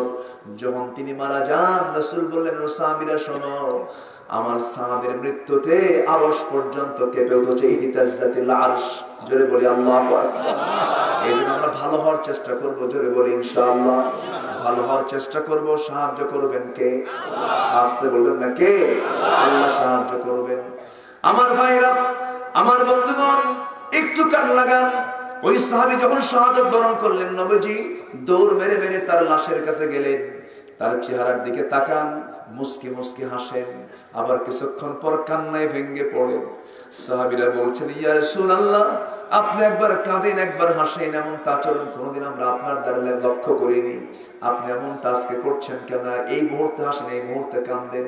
রাসূল বলেন, সাহাবীরা রে, আমার আদরের সাদ দুনিয়া থেকে বিদায় নিল, সব আয়োজন আমি করলাম, কিন্তু আমার সাদ দুনিয়াতে বিয়ে করতে পারলো না। দুনিয়া থেকে বিদায় নিল, এই জন্য কান্দি আর হাসতেছি, এই জন্য আমার সাদের জন্য জান্নাতের হুররা তাকে টানাটানি করে বেহেশতের দিকে নিয়ে চলে যেতেছে। সুবহানাল্লাহ। আমার নবীজি বলছেন, সাহাবীরা, আমার সাদের জানাজা আমি পড়াবো। রাসূল নিজেই জানাজাটা পড়ায়া দিলেন। এরপরে বললেন, সাহাবীরা দেখো তো, যে নারীর সঙ্গে বিয়ে হয়েছিল সেই নারীর খোঁজটা খবর নাও তো, একটু দেখো তো সে কোথায় আছে, তাকে একটু সান্ত্বনা দেওয়া দরকার। আস্তে করে তার সামনে গিয়ে রাসূল বলছেন, ও মদিনার সবচেয়ে সুন্দরী নারী, আজকে আমার সাদ যদি বেঁচে থাকতো তোমার সঙ্গে বিয়ে হয়ে যেত, কিন্তু আমার সাদ আজকে দুনিয়াতে বেঁচে নাই। বীর বাজার তো করোনাই করেছে জান্নাতের বাজার। ওই ঘোড়ার তরবারি তার পক্ষ থেকে তার স্মৃতি স্বরূপ আমি তোমাকে এটা হাদিয়া স্বরূপ তোমাকে দিয়ে দিলাম। আমার মায়ের সেই জন্য বলি, মা, সব কিছু ভাবতে হবে কার দিকে? আসতে বলুন না, কার দিকে? দুনিয়াতে একভাবে চলেই যাবে, কিন্তু আখিরাতের শুরু আছে, শেষ নাই। সেই দিনের জন্য কিছু পাথর আমরা সংগ্রহ করবো, জোরে বলি ইনশাআল্লাহ। 4টা কাজ।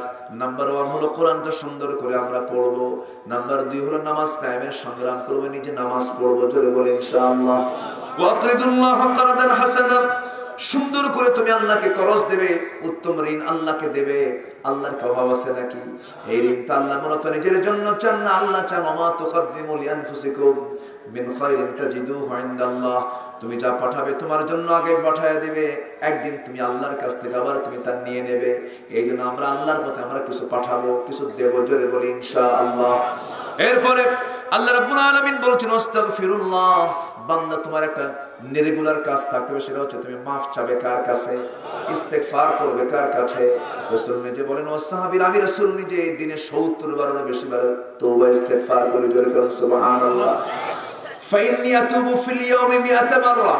আরেকটা হাদিসে এসেছে, আমি রাসূল নিজে 100 বারের মতো প্রতিদিন তওবা করে থাকি, তোমরা তওবা করো। ওয়াস্তাগফিরুল্লাহ, তওবা করবে।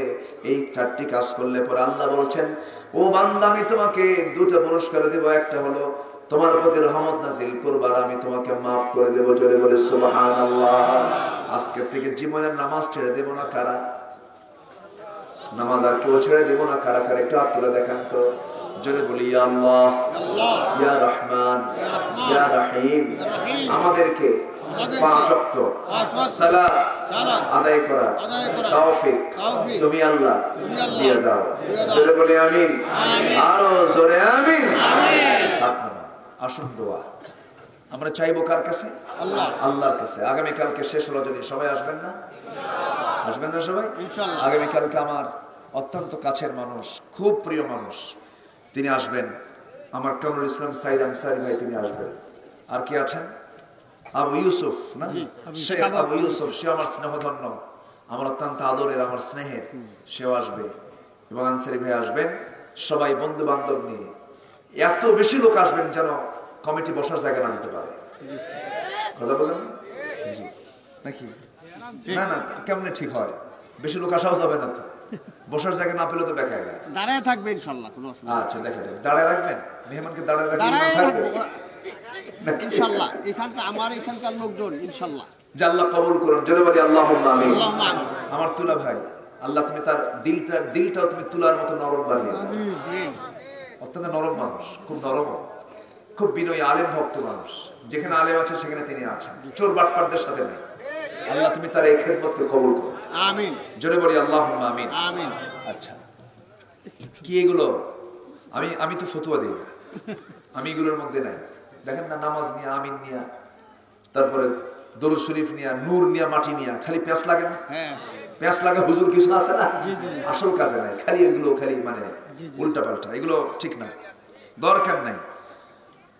নফল নিয়ে আমরা মারামারি করবো? নফল নিয়ে মারামারি করার কোনো দরকার নাই। নফল কোনো কাজ নিয়ে আমরা কোনো গন্ডগোল করবো না। কেউ হাত বাঁধুক এখানে এখানে, নাই না বাঁধুক, নামাজ পড়ুক, ঠিক কিনা? মোনাজাত করুক না করুক।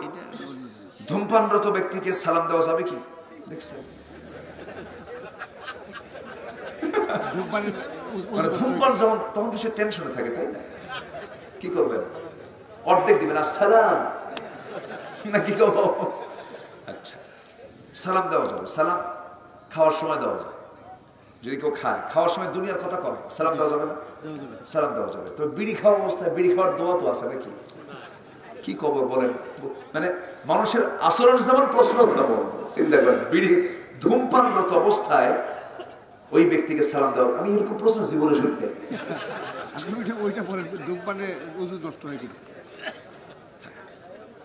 আদালতে আইনজীবী, ধূমপানে ওযু নষ্ট কেন? আপনি যদি ওযু নষ্টের তো কারণ যেগুলো আছে, এছাড়াও আকাম কুকাম নাই, আসতে আকাম কুকাম নাই।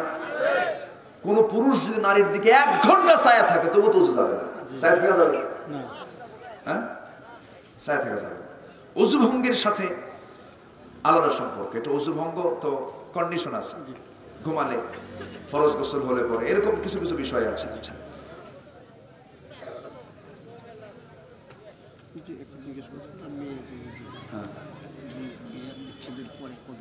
ও বিয়ে বিচ্ছেদের পর তালাক প্রাপ্ত নারী, ওয়াল মুতাল্লাকাতু ইয়াতারাব্বাসনা বিআনফুসিহিন্না সালাসাতা কুরু।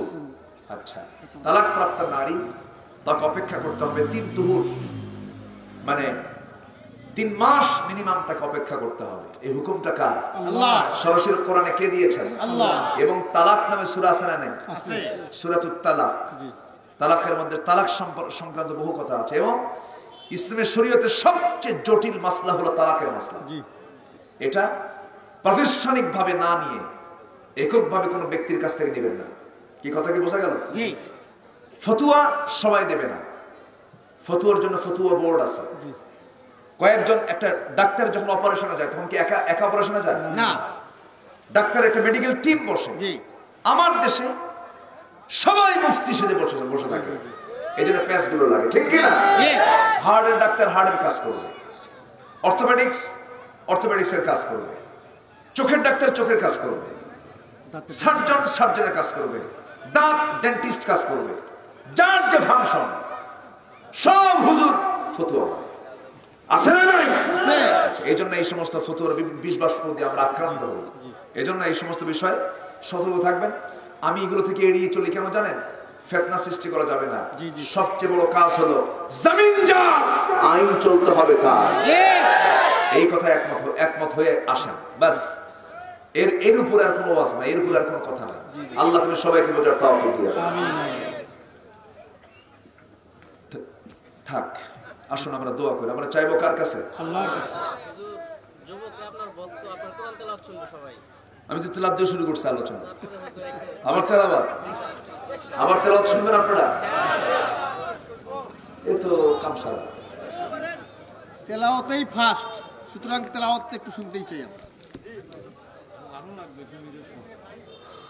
আল্লাহু আকবার। আজান না জি, সবাইকে ফজর নামাজ পড়বেন না ইনশাআল্লাহ? ফজর পড়বেন ইনশাআল্লাহ। কাজা হবে না তো? না, কাজা হলে কিন্তু তুলা ভাইকে ধরবে আল্লাহ আর আমাকে ধরবে। বক্তা তোরা তক্তা বানাই আয়, এত রাত করলি কেন, নামাজ কাজা হলো কেন? এই জন্য সব দিকে আমরা খেয়াল করবো। জোরে বলি ইনশাআল্লাহ। সবাই বলে সুবহানাকাল্লাহুম্মা আশহাদু আল্লা ইলাহা ইল্লা আনতা আস্তাগফিরুকা ওয়া আতুবু ইলাইকা। চিৎকার মেরে বলি ইয়া আল্লাহ, আমার জীবনে সগীরা কবীরা ছোট বড় সব গুনাহ তুমি আল্লাহ মাফ করে দাও। মাফ করে দাও দিয়ে আমি একটা গজল গিয়ে আমি আজকে শেষ করে দিচ্ছি। অনেকে গজল শুনতে চেয়েছে, ছোট্ট একটা গজল দিয়ে শেষ করে দিই। বড়, এটাও বড়, কি সূরা বাকারার মতো।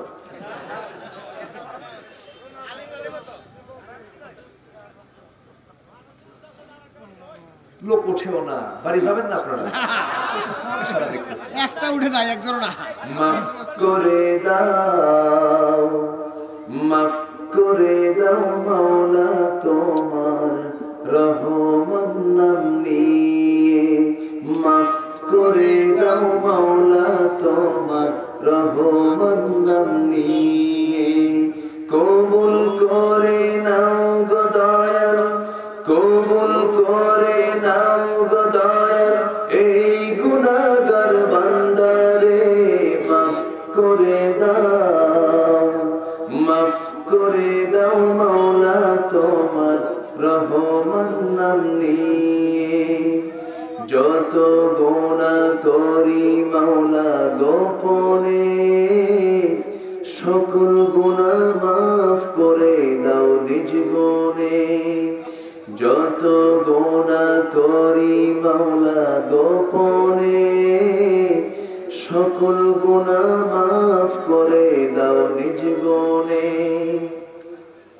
তুমি যদি দাও তাড়ি যাব কার কাছে, তুমি ছাড়া মালিক আমার আর কি কেহ আছে। রহিম তুমি দয়ার সাগর, রহিম তুমি দয়ার সাগর, কবুল করো আমারে। মাফ করে দাও, মাফ করে দাও মাওলা তোমার রহমান নাম নিয়ে।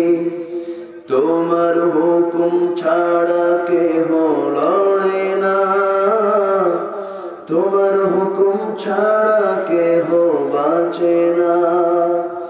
তোমার হুকুম ছাড়া কেহ লড়ে না, তোমার হুকুম ছাড়া কেহ বাঁচে না। যে পথেতে চললে আল্লাহ পাইব তোমায়, সেই পথেতে চালাও আল্লাহ আমি অসহায়। তোমার পথে আমার জীবন, তোমার পথে আমার জীবন, কবুল করো সাদরে। মাফ করে দাও, বলে মাফ করে দাও মাওলা তোমার রহমান নাম নিয়ে। মাফ করে দাও মাওলা তোমার রহমান নাম নিয়ে। কবুল করে নাও গো দয়াল এই গুনাহগার বান্দারে। মাফ করে দাও, মাফ করে দাও মাওলা তোমার রহমান নাম নিয়ে।